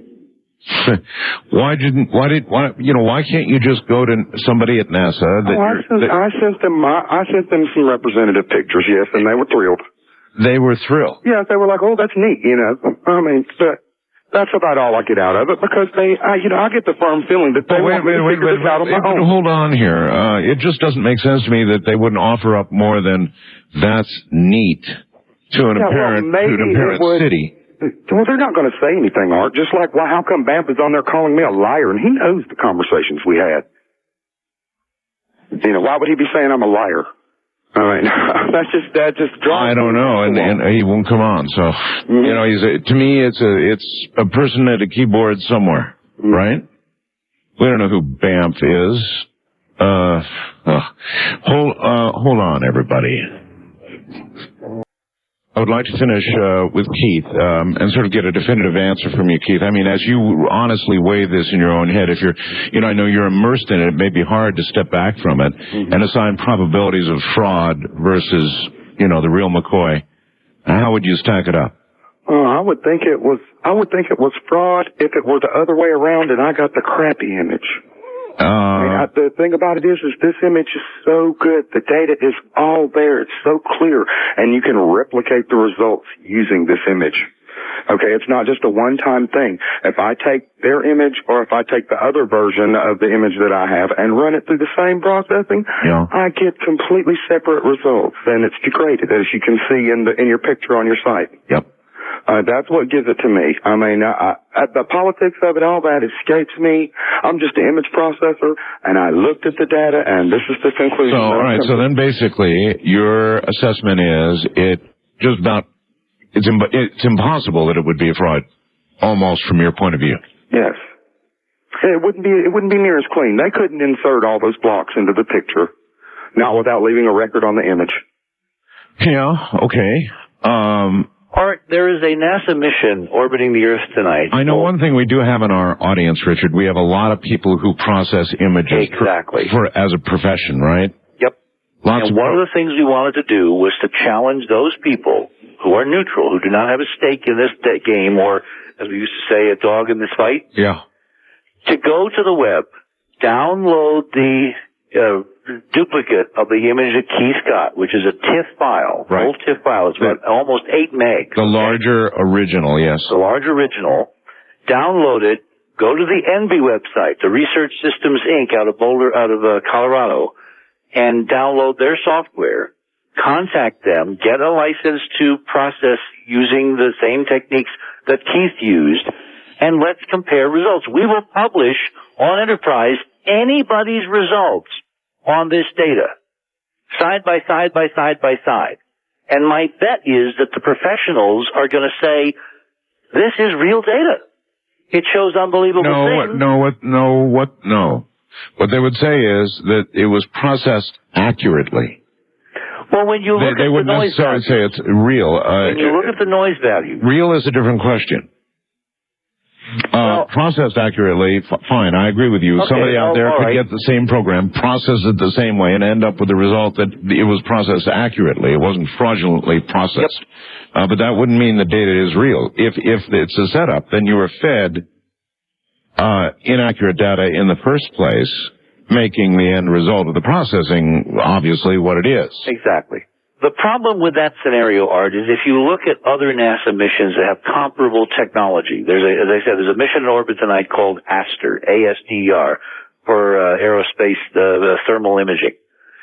And if they put data on the JPL website, I have gone and downloaded some of that data to compare side by side with the Themis data. And the original ASTER data is as good as what Keith has been working with. It has no noise, it's crisp, it's pristine. When you decorrelate and stretch it, it comes out with all the right colors so you can gauge what's down there.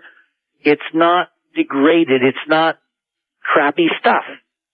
And what I'm really suspecting is that all the other things we've been seeing from the Themis camera at Mars has been equivalently degraded. Just so no one in the general public understands what an exquisite instrument is orbiting Mars, taking surveys that we're never supposed to see. Well, what a monstrous story either way. Well, but there's a way we can get to the end of this, and I want to really, before we lose the time here, we got 20 minutes left, I want to tell people what we can do. One of the things that I've been urged by my Washington sources is for Americans listening tonight to this program, wondering about this debate, wondering where it's all going to come out, you can have a voice. You can decide how we solve this. And one of the ways you decide by how we solve it is to demand the rest of the infrared imaging from Themis all put out right away. That seems fair. They were supposed to publish, according to their pre-mission rules and mandates, all of the data from the first month, by August 18th of this year. And they did not. They did not. They now have claimed, Banff has claimed, Christian has claimed, Saunders has claimed that they're not going to be able to publish it until October. My people, my sources are telling me that the reason they have delayed this is extremely serious, flat out conversation. The reason they're delaying is they are removing the offending artifacts from these images even as we speak. If we don't get them now. Richard, what do you think the odds are, just asking here, of getting somebody to officially come on from NASA and either step around these questions in such an obvious way that we know they're lying through their teeth, or tell you you're full of crap, or whatever it is they're going to do directly? I mean, it's a very serious issue. It's very serious. So why couldn't we get somebody from NASA? Why wouldn't that be a way to settle it? Put them here on the air with you. Absolutely. Keith, and just go. And I'm up for it. A friend of mine, Gary Laguerre, who has a radio show on the weekends down in Florida, tried very hard to get Banff to agree to be on his show with me. Yeah, but I don't know about Banff. I want an official... Gorelick is the guy processing the images. Neil Gorelick is the man. Yeah, you believe. No, I know he is the man. He is listed in the PDF, which is the pre-mission... As the one who's processing? As one of the guys on... Okay, but if that's Banff, that's my big jumping off point. You want to make a side bet, Art?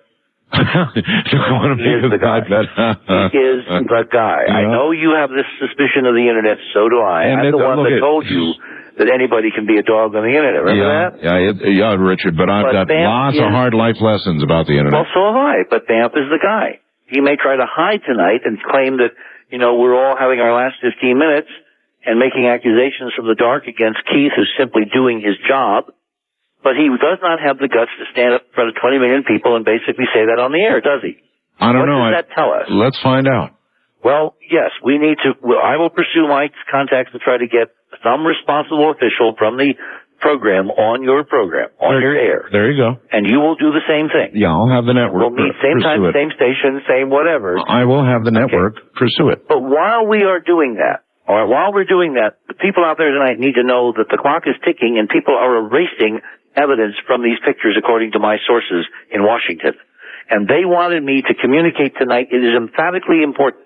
It is critically important that we demand all of the nighttime and daytime IR data right away. Yes. Not wait a week, not wait 2 weeks, not wait 10 days, right away like we got this image.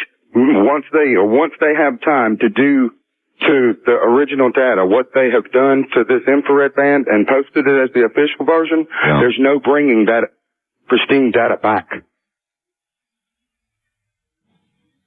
Well, listen, Keith, I really want to thank you for coming on the air. Oh, sure. I don't know what to say to you except be safe, because, you know, either way, this could be trouble for y'all. Mm-hmm. If it's a hoax, it's trouble. If it's the real thing, it's trouble. So be safe, and thank you for coming on the air tonight. Sure. And telling us everything. All right, thank you. Thanks, Keith. Right, Bye-bye. right, thank you.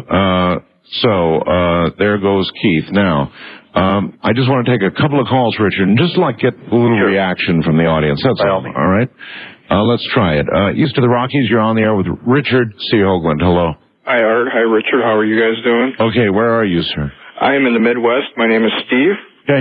Illinois. All right. I'm calling representing the Art Bell chat room on Delnet. My screen name is Alien Intelligence. And we just, the majority of the room, we feel this is a hoax. We really do. We've looked at all the pictures, and I'm not buying it. And we're not buying it. And I want to know, and I'm just going to ask my question and get off. Yep.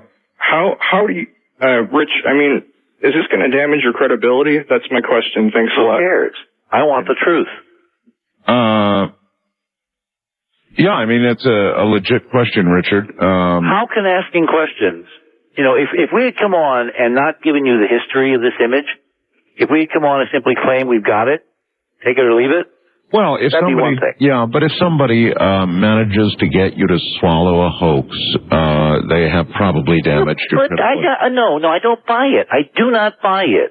The issues here are much too important. Remember, we're looking at a 20-year cover-up documented by people like Stan McDaniel, myself, and legions of others over the years regarding the issue of is there or was there ever been intelligence on Mars.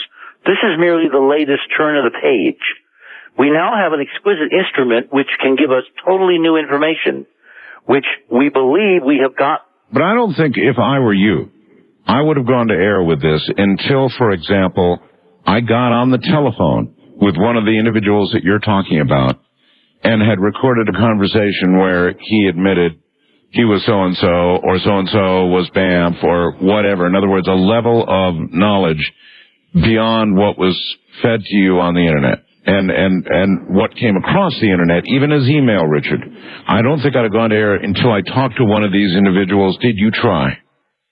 Did we try what? Did you try to talk to one of these individuals in person? They won't talk to me. Don't you understand? I'm persona non grata. They won't even take calls from you. No. That's why we are reduced to email, the modern mode of communications. Now you can check, whether an email is coming from Christensen's office or not. Well. And that we have done. Yeah. We've exchanged.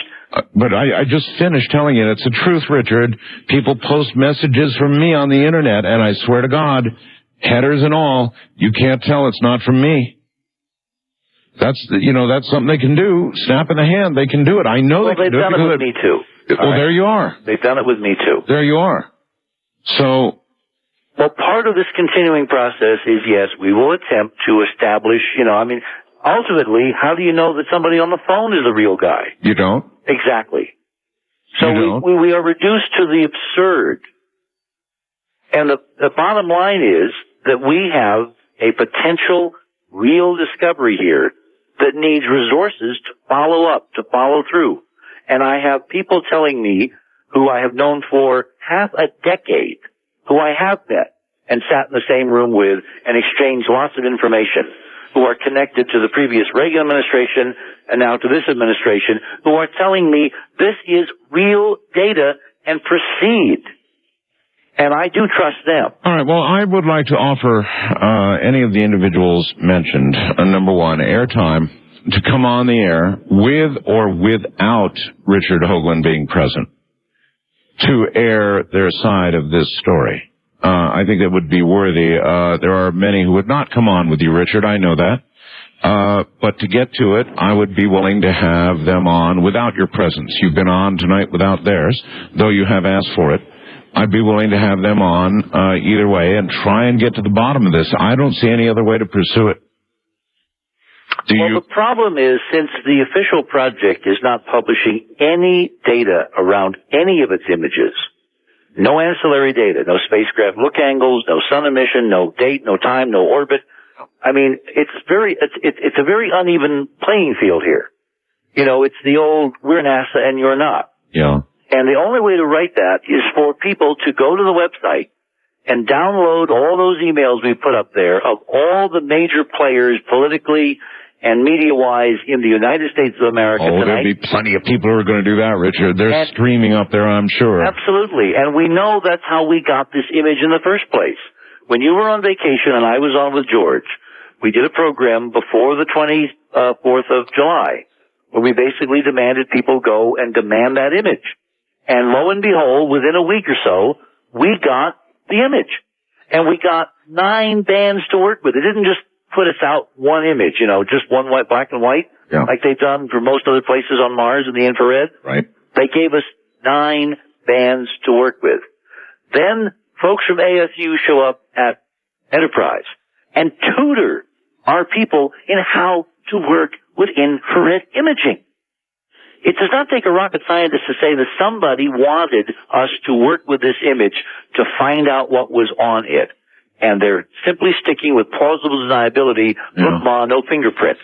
Fine, that's the rules of the weird I would game. agree, Richard. That's a 50% possibility. I happen to know, though, and I won't name them, but you know that I know people who hate you enough. Sure. With why do they hate you? probably the knowledge. Art, go back to the fun underlying thing. They hate you because of your criticism over the years of NASA. Straight out. They hate me because NASA has been hiding things and we are on the trail of figuring it out. Well, one of those two. One of those two, Richard. But you know that I know these people who hate you to that degree, who would and probably do have the ability to hoax something of this magnitude. And if that has happened, we will figure that out too, will we not? Now, the important thing, to leave this audience with is that we have a way of testing the ultimate truth of everything that's been said tonight. And that is, we demand the rest of the data. We don't let them vacuum off the interesting things.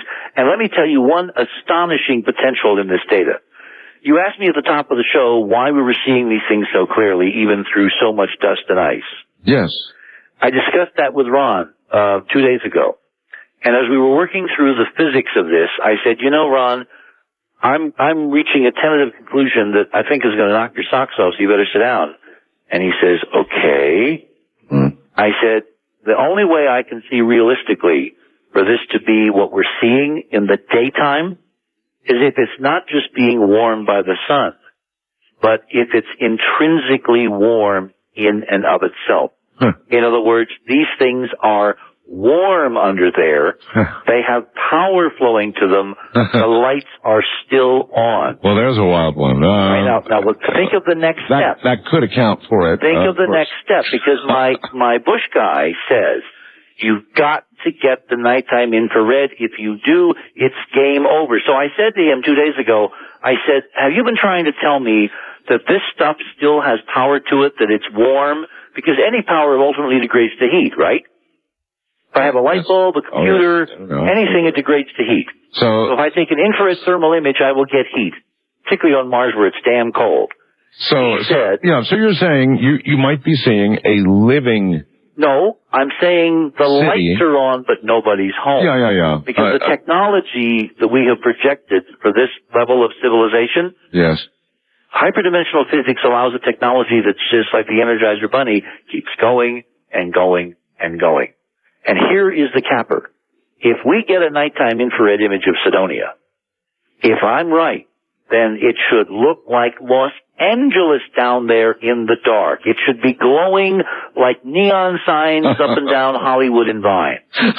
So, Mr. and Mr. American, you have got to help us get this data and get it now. And the email list and the fax numbers and the phone numbers, all those talk shows and all those politicos and the White House and the Congress and everyone who can be interested in the outcome is on our website tonight. Just go to enterprisemission.com, go down to the slug that says how you can help, and you'll find tons of ways that you can meaningfully help.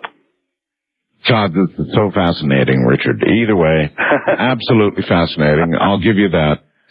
Well, my friend, I'm glad that you are vouching for my integrity. That means a lot. Yeah, of course. I mean, over the years, I know you are fanatically, truly devoted to your work. I mean, there's absolutely no question about that. Whether you've been had or not, that's a big question right now. Listen, buddy, I gotta go. We've laid it out for everybody, and, you know, I like my audience to think for themselves and do for themselves. So go get the program, compare, do whatever you want, check into it. Help Richard. I'm Art Bell. Richard, good night. Good night, my friend. Good night, everybody. It's all up to you now. This is Coast to Coast AM in the nighttime. Once again, here I am in a moment. Graham Hancock. You should know who Graham Hancock is. Many, many books to his credit. Fingerprints of the Gods, The Message of the Sphinx, The Sign and the Seal. He's working on a new one all about Mars. So we'll be asking about that and a whole lot of other things. Well, I'll tell you, the rumors are flying around about Egypt. Our State Department, of course, has warned Americans away, saying they've got indications there's going to be more terrorism in Cairo, and I imagine Egypt is about empty right now. Well, all right. Graham Hancock was formerly East Africa correspondent for The Economist and covered the war between Somalia and Ethiopia. And I'll tell you, for those of you who don't know, The Economist is the publication that everybody in Europe reads. You see it there as you would see the New York Times ads if you're in the middle of New York City. I mean, it's everywhere. He also, by the way, worked for the London Sunday Times. His books include Africa Arc, Peoples of the Horn, the very widely acclaimed Lords of Poverty, which earned the 1990 H.L. Mencken Award for an outstanding book of journalism, The Sign and the Seal, the international bestseller that documented his real-life quest for the Ark of the Covenant, a quest that took him from Jerusalem to southern Egypt and the highlands of northern Ethiopia. In a review, as a matter of fact, of The Sign and the Seal, Hancock was credited by The Guardian with having, quote, invented a new genre, an intellectual whodunit by a do-it-yourself sleuth, end quote. He is a very prolific writer indeed. Message of the Sphinx by Graham Hancock, Robert Bauval, and a new work underway now all about Mars, all the way across the continent and all the way across the Atlantic. If we have done it, here is Graham Hancock. Graham, welcome to the program. Hi, how are you? I'm just fine, Graham. Very honored to have you back on again. Thanks. It's a pleasure. It's a pleasure to be on, and I suppose it's deep in the night where you are, and I'm looking at a misty morning in the southwest of England here. Well, then that is as usual anyway. We've been having... Yes, all is fine with the planet. All right. Boy, so much to talk to you about. Graham, I'm going to start right off with the heavy stuff. Here in America, we are having a real row right now about the new Global Surveyor photographs of the face on Mars. The first photograph came out, and frankly, it looked like the leavings of a cat box, you know, a litter box or something. Certainly not what we originally had seen and called the face. Then there was, in the middle of the night, after all the newspapers had printed this first photograph, there was yet a second photograph, higher res, that looks a lot more like the face that we all know. but nobody printed that. So there's this giant argument going on now. Most of the mainstream news people in America are saying it was nothing but a trick of light and shadows the whole time. And so I'm sure you've heard about all this. What do you think? Well, certainly, and I've been logging on to the internet sites with images of the face, of course, and also looking at the British press, who have reacted in exactly the same way, which is to look at the medium resolution image that came out first and to say, well, this absolutely proves that there's nothing of interest in terms of artificial structures on Mars. I mean, there seems to me, certainly in the press in Britain, I can't speak for the American press because I haven't seen it, to have been an incredibly hasty and almost relieved reaction along the lines of, oh yes, all those Mars people were just cranks after all, and now NASA has proved it, so we can all rest quietly and forget about it. And I think that this is a huge and extraordinary pity that the issue should be taken that way. We're engaged in a seminal event here. This is the first time that we have ever really explored a neighboring world, at least the first time in our memory as a species. And to allow ourselves to be deflected from a very intriguing aspect of that exploration, and to allow ourselves to feel that there's nothing there further to look for in terms of signs of intelligence, is, I think, extremely sad on the basis of this image. Quite frankly, the image is ambiguous. It's extremely ambiguous, and I always felt that it would be. Oh, I absolutely agree with you, Graham. As a matter of fact, experts here even agree on that, but they nevertheless insist on claiming that this ends the controversy and there is no face. I think those who support the position of artificiality at Cydonia have definitely been dealt a grievous blow by this photograph. I think it's up to them now to sustain their position. And it has to be remembered, and it's a very important point, that the face structure, whatever it is, whether it's a hill or whether it's actually some kind of face, is set in a context, and that context is very large, surrounded by a lot of other structures. And I think that NASA must, and I believe I hope they will, photograph those other structures on the coming 2 passes that are going to be made over that area. And I think that really what's needed to get to grips with this issue is to look in detail at photographs taken from a variety of different angles, not only of the face, but also of the dozens of other structures that are found all around it. And I think it would be really premature and silly, and in fact I'd go further, stupid of us, to write off this aspect of the Mars mystery simply on the basis of one photograph. We aren't in a much better position now than we were in 1976, and I think that more images are needed before anybody comes to a conclusion. But, you know, Art, at the end of the day, this question of images of things is never going to settle the matter. The only thing that's really going to settle the matter, and most people who've been researching in this field have said this from the beginning, the only thing that's really going to settle this matter is a manned landing on Mars. I can give you an example of why I think that, and that concerns another disputed structure, this time on Earth.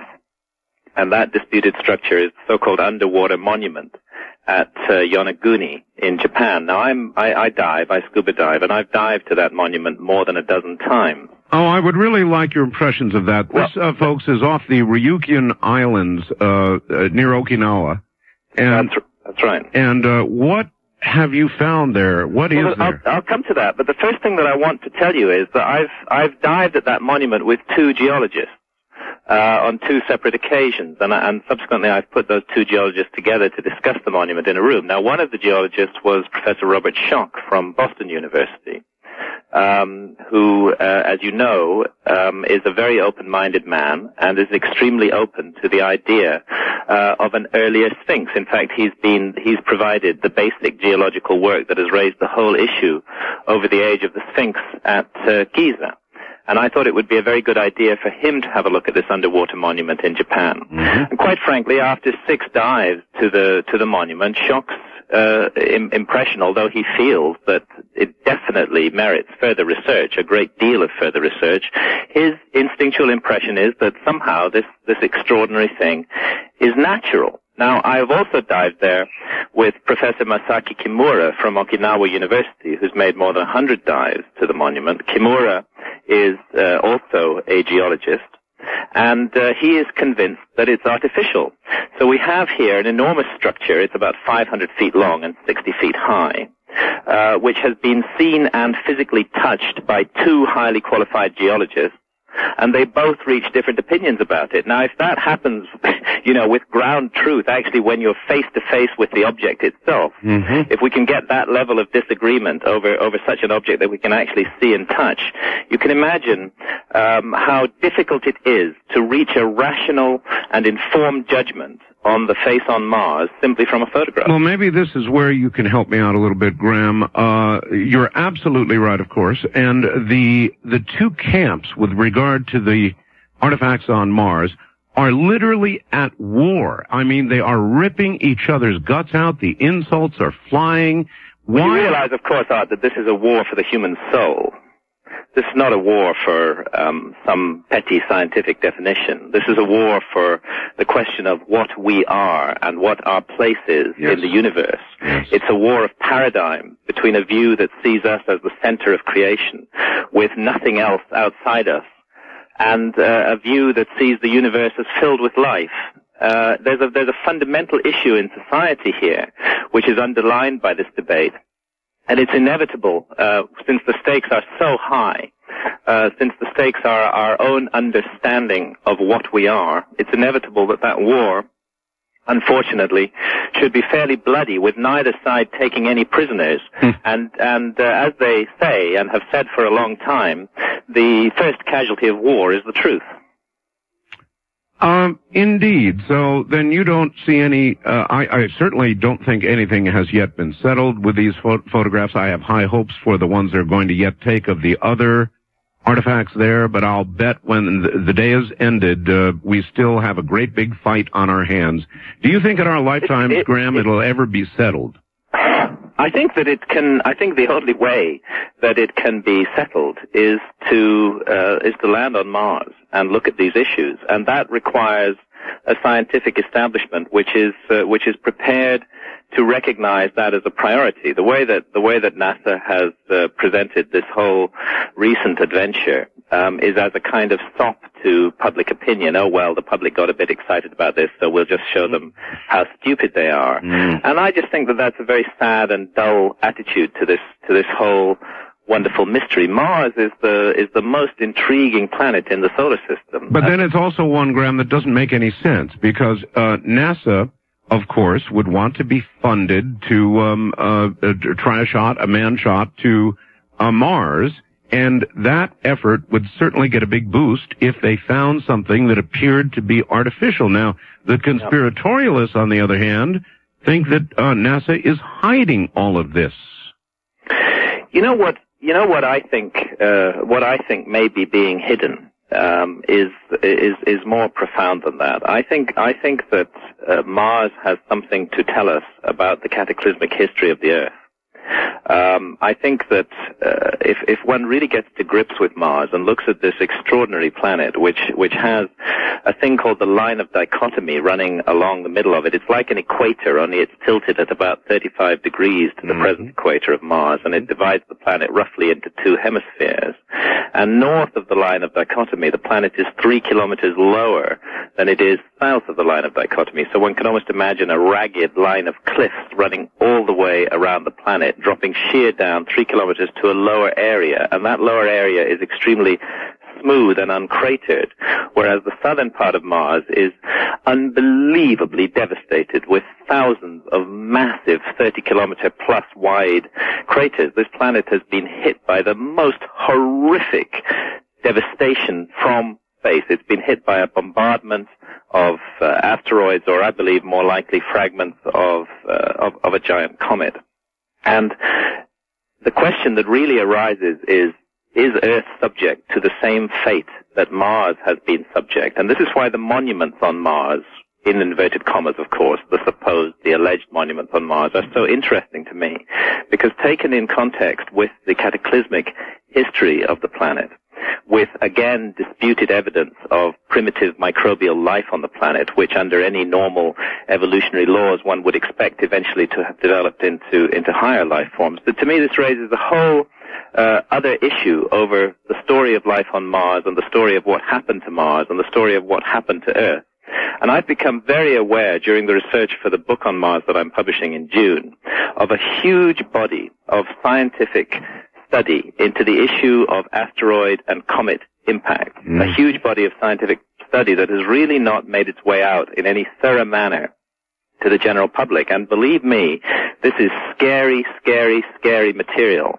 And I can understand why certain people in government and in science would not want that material, the real story of what happened to Mars, to get too much out into the public domain. Well, what was Mars once? Mars had an atmosphere, I believe, a rather thicker atmosphere than it does now. There's no doubt that Mars once had a dense and possibly Earth-like atmosphere, that Mars had oceans, that Mars had rivers that ran for millions of years, etching deep channels in the surface of Mars.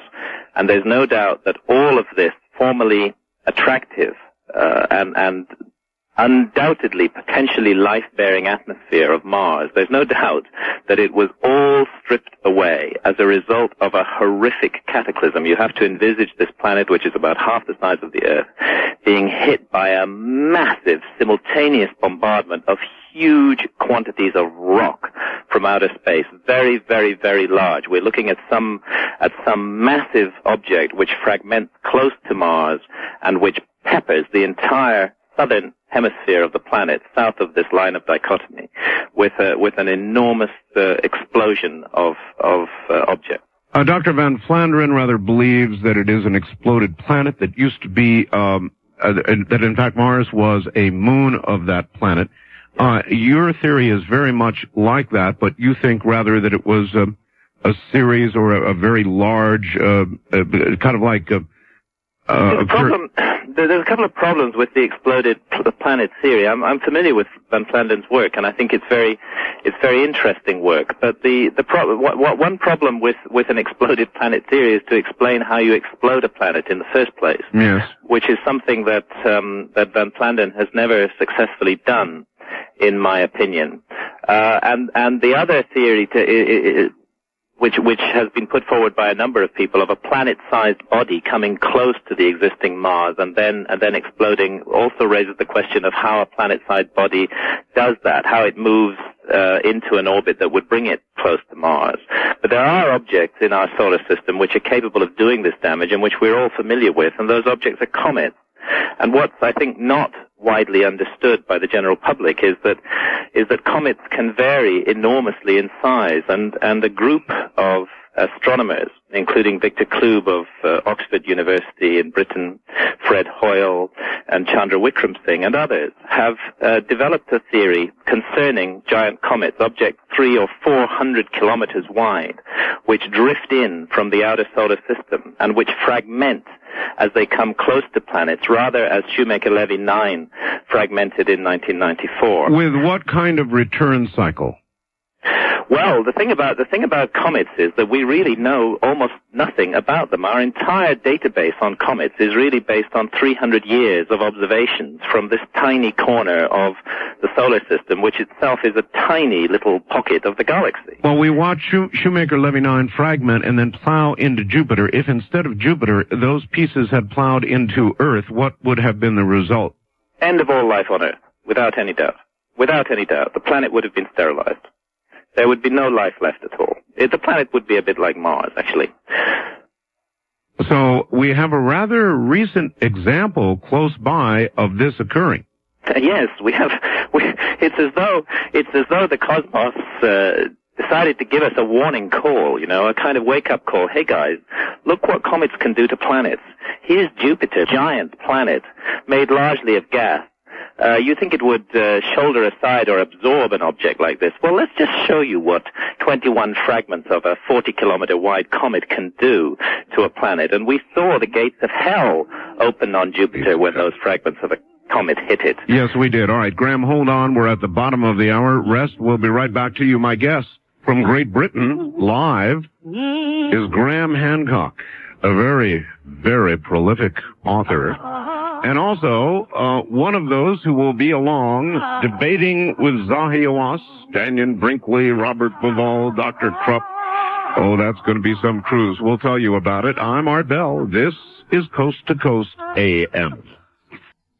To talk with Art Bell in the Kingdom of Nye, from east of the Rockies, dial 1-800-825-5033.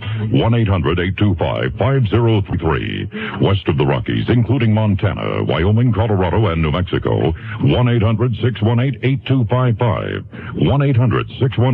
1-800-618-8255. Now again, here's Art Bell. My guest live from Great Britain is Graham Hancock, and he'll be right back. Now, let us operate with the scenario that we are sort of skirting around, or maybe we're not skirting around it, and that is that man has been around before, that our origins may not be what we think they are. There has been a new discovery in southern Egypt that is confounding the Egyptians. All over the world, we are making discoveries that suggest all the timelines we thought were right are wrong. But Graham, will the world accept that, or do you think that it ought to be kept secret? I'll tell you, the bottom line for me, Art, is I believe that this wonderful planet that we live on is in enormous danger. I'm convinced of this now, and I really can't quite understand why it is that the work of the scientists who have been embedded in this field for a long time, the field of giant comets and asteroid research, I really can't understand why their work hasn't got out to the public to the extent that it should have done, because what that work shows is that we are in clear and present danger, and yet it is a danger which it is possible for mankind to avert. But if we're going to avert this danger, we need a complete change of heart, a complete change of attitude. Ours is a species that has become immersed to an appalling degree in materialism and in a kind of wicked violence during the course of this century. And accompanying that wicked violence has been a closure of mind to all that cannot be immediately weighed and measured and empirically tested. Yes. And it's the reverse side of the coin that leads to the blind, horrific violence of which our species is so careful.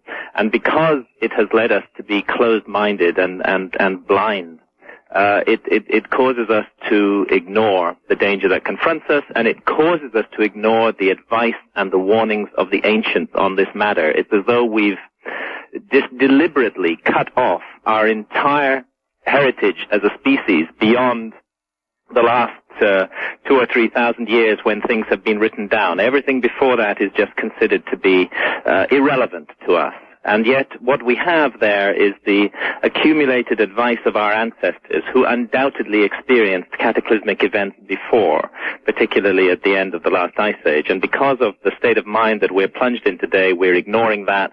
And if we continue to ignore it, I'm convinced that we're going to pay a terrible price, and that in the language of ancient mythology, that the gods will once again punish us for our arrogance and our cruelty. Well, I suppose this is pure speculation, but if the Hall of Records is ever uncovered, would you expect it to contain, Graham, a sort of a instruction manual from those who were once here about the mistake they made that shouldn't be made again? Is that what they left for us? I'm convinced that such a message has been passed down to us, not just in a single Hall of Records, but in an entire network of monuments all around the world, which are linked to mythology and linked to astronomy. And using the tools of astronomy and an open-minded consideration of mythology and of the nature of the monuments, there is an enormous amount of information that has been very carefully encoded and deliberately passed down to us by our ancestors. But we have to take a step in order to benefit from that information, we have to be prepared to listen to what they have to say, and right now we're not. Let me quickly turn my attention, because we don't have a lot of time. I want to talk about Dr. Zahi Hawass a little bit. Yeah. There is a persistent rumor that Dr. Zahi Hawass has been removed from office. Now, this is a fairly recent rumor, and I wonder if you've heard anything. I've not heard anything of that, and I have no reason to assume that that's the case. As you know, I'm participating in a conference on board a cruise ship, a floating conference, the first ever confrontation between myself and Zahi Hawass. Yes, I should tell you, Graham, that I interviewed Zahi about the coming cruise, and he suggested that somebody might get tossed in the water, and I think that he might have had you or Robert in mind. Well, I don't think so, actually, because there's been a series of developments over the course of the last year concerning ourselves and Zahi. And I last met with Zahi in December in Egypt, at which time I spent 6 hours around Sphinx with him, and at which time he showed himself willing to answer any question that I had to ask and to show me anything that I wanted to see.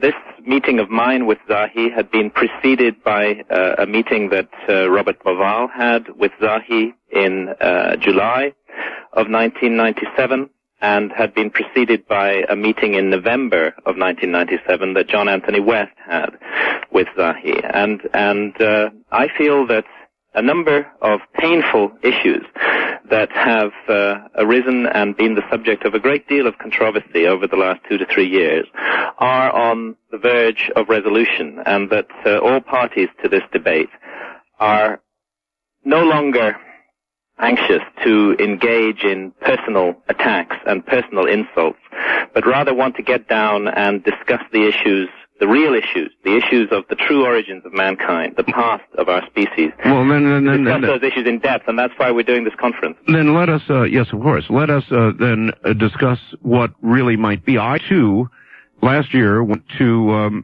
Giza and got a personal tour by Zahi, and of course he said, you can ask anything you want, you can go anywhere you want, and I did. But I also realized, Graham, that if there was something going on there that Zahi did not want to tell me about, and I did not know to ask, believe me, I would not know that it was there. Would you agree with that? Yes, I would agree with that. The situation which we often forget is that Egypt has a government, and that Zahi Hawass is a senior official in that government. And like any country with a government, it has a right to run its affairs in the way that it chooses. And we will be told exactly what the Egyptian government wants to tell us, and nothing else. This is a certain fact, and we should not expect any more. I feel that the best way forward is definitely to engage in dialogue, and through that dialogue, through a gradual opening to consideration of wider issues, that we may in the future get better information on Giza than we've had in the past. And I'm at present cautiously optimistic that better information will be available during the course of this year and will be shared with the general public. Because one thing that the debates and the controversy over the last 2 years have done, without any doubt, is that they've made the Egyptian government aware of international public opinion. They've made the Egyptian government aware that a very large number of people in countries all around the world are deeply concerned by what happens at Giza. And I'm pleased to say that awareness on the part of the Egyptian government does now seem to be translating itself into a new spirit of openness. I hope I'm right. I hope you are, too. When I last spoke with Zahi here on the air, he announced that he was going to close the Great Pyramid for a 6 or 8 month period. Are you aware of that? Yeah, I am aware of that, and I personally never feel happy when a monument like the Great Pyramid is closed down for 8 months, and I cannot understand the logic of closing the Great Pyramid for 8 months. It isn't necessary to close it for 8 months in order to conduct renovations in it. Oh, could it be he has other work to do? Look, this possibility of work, archaeology, investigations being done at Giza out of the public eye is one that will never go away. This is a place where the stakes for investigators are very high. They're high for two reasons. Firstly, because a serious archaeologist who regards himself as a member of that profession and who values the opinions of his peers is placing himself in mortal danger every time he looks for anything at Giza beyond the normal, routine, run-of-the-mill theory of Egyptologists. So for one can see reasons why people who were investigating such issues at Giza would wish to keep it from the public, purely because they don't want to be embarrassed if they turn out to be wrong. And of course, one can envisage other much more sinister reasons why secrecy might take place. Personally, I think that this decision to close the Great Pyramid for 8 months is going to lead to an enormous amount of speculation. Of course, at the moment, it may not matter. There are so many warnings about travel to Egypt that almost nobody's going there anyway. Yeah, Egypt has been devastated by this whole situation, and it was very sad to note when I was there in December, and I traveled very widely around the country at that time, that there were almost no foreigners in Egypt at all, almost none. Mm-hmm. And this has come about because of very naturally, because people don't want to get shot and murdered while they're visiting a temple. But the situation, like so many issues, has been really badly overplayed. I found on my travels in Egypt in December that the country is safer than it's ever been. I mean, at long last, the Egyptian government has taken a step it should have taken long ago, which is to put armed and highly visible units, and clearly competent and professional men at all of these sites. If those armed men had been present at the Temple of Hatshepsut during last year's massacre, there would have been no massacre. You can get your reaction to it. This is a Guardian Spotlight interview of Dr. Hawass. The Guardian asked him, Dr. Hawass, I'm sure you're aware that Robert Bauval and Graham Hancock are publicly saying negative things about you and others who oversee the treasures of ancient Egypt. Dr. Hawass, yes, it is unfortunate, the things they are saying. For example, Hancock and Bauval are asking people to sign petitions to stop secretive work at Giza, but he says there is no secret work going on at Giza. Of course, for Hancock and Bauval to suggest some kind of conspiracy at Giza helps them sell books. They profit from the pyramids, while in Egypt we struggle to conserve these treasures. When was that done? That was in March of 97. Yeah, that was a year ago. It's interesting to hear that voice from the past, because it is a voice from the past, and things have moved on a lot in the last year. The first point that I'd like to make is that the issue of petitions and of the public campaign regarding excavations at Giza was 100% successful.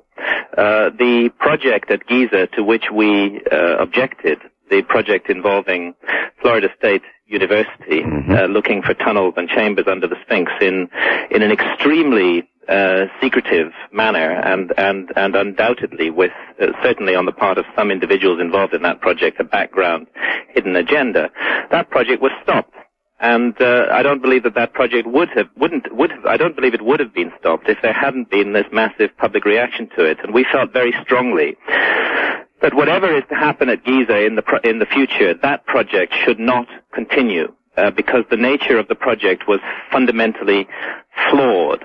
The other thing that has happened following the meeting that Zahi Hawass had with John West in November is that he has indicated a powerful willingness on the part of the Egyptian authorities to reconsider the Boston proposal which John West and Robert Schoch had put in to conduct a thorough geological scientific investigation of the Sphinx. This was the other problem that Robert Bauval and I had with Zahi Hawass, was the way that earlier project had been arbitrarily stopped and then replaced with a much more suspect one, pursuing rather similar objectives. That situation has been redressed.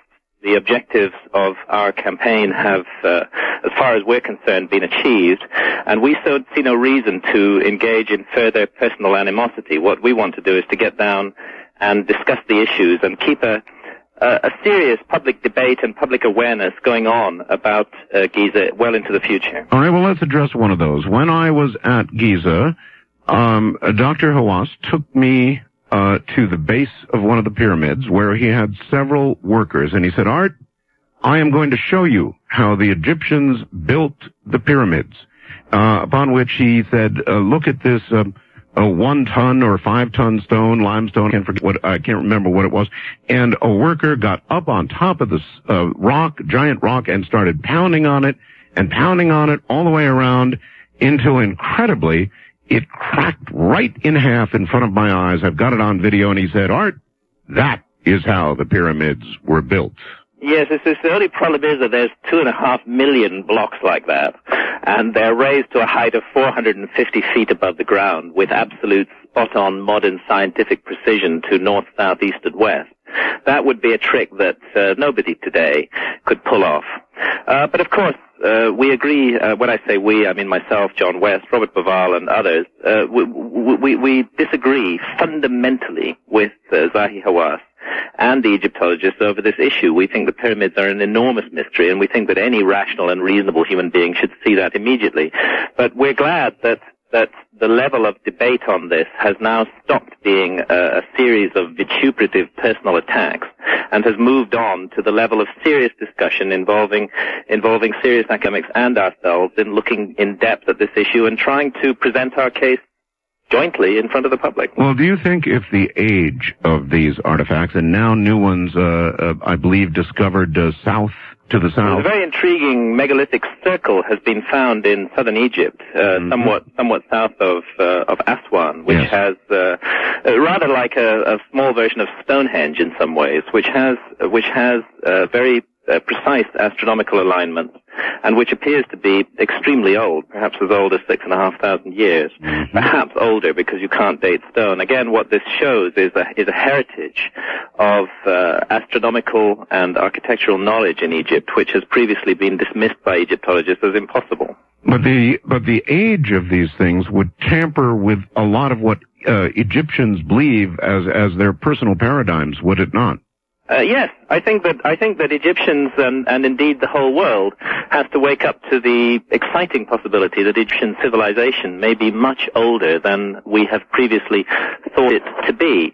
There's been a kind of, again, it's been part of the hysterical media climate over this issue, has been in Egypt itself a tendency to say that whenever somebody like me or John West or Robert Baval stands up and says that there's evidence of an older civilization in Egypt, that we're somehow trying to steal history from the Egyptians. And our view really is this is a terrible misunderstanding of what we mean, because what we are actually trying to say is that Egyptian history is much older and much more noble than anybody could ever have imagined, that this country bears a legacy for the whole of mankind, and that legacy goes deeply back into prehistory, and that it's a legacy of knowledge and wisdom which we desperately need today.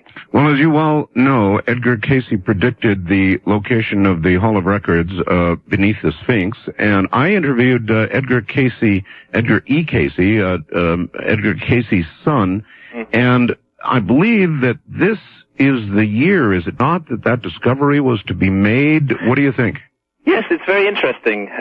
There's the Cayce readings indicate an opening of the Hall of Records in 1998, and unfortunately indicate that opening being conducted in secretive conditions and not being shared with the general public. That's why we felt that a project which was connected, albeit loosely, to the Edgar Cayce organization, the Association for Research and Enlightenment, was perhaps not the best organization to be conducting an archaeological excavation at the Sphinx in 1997.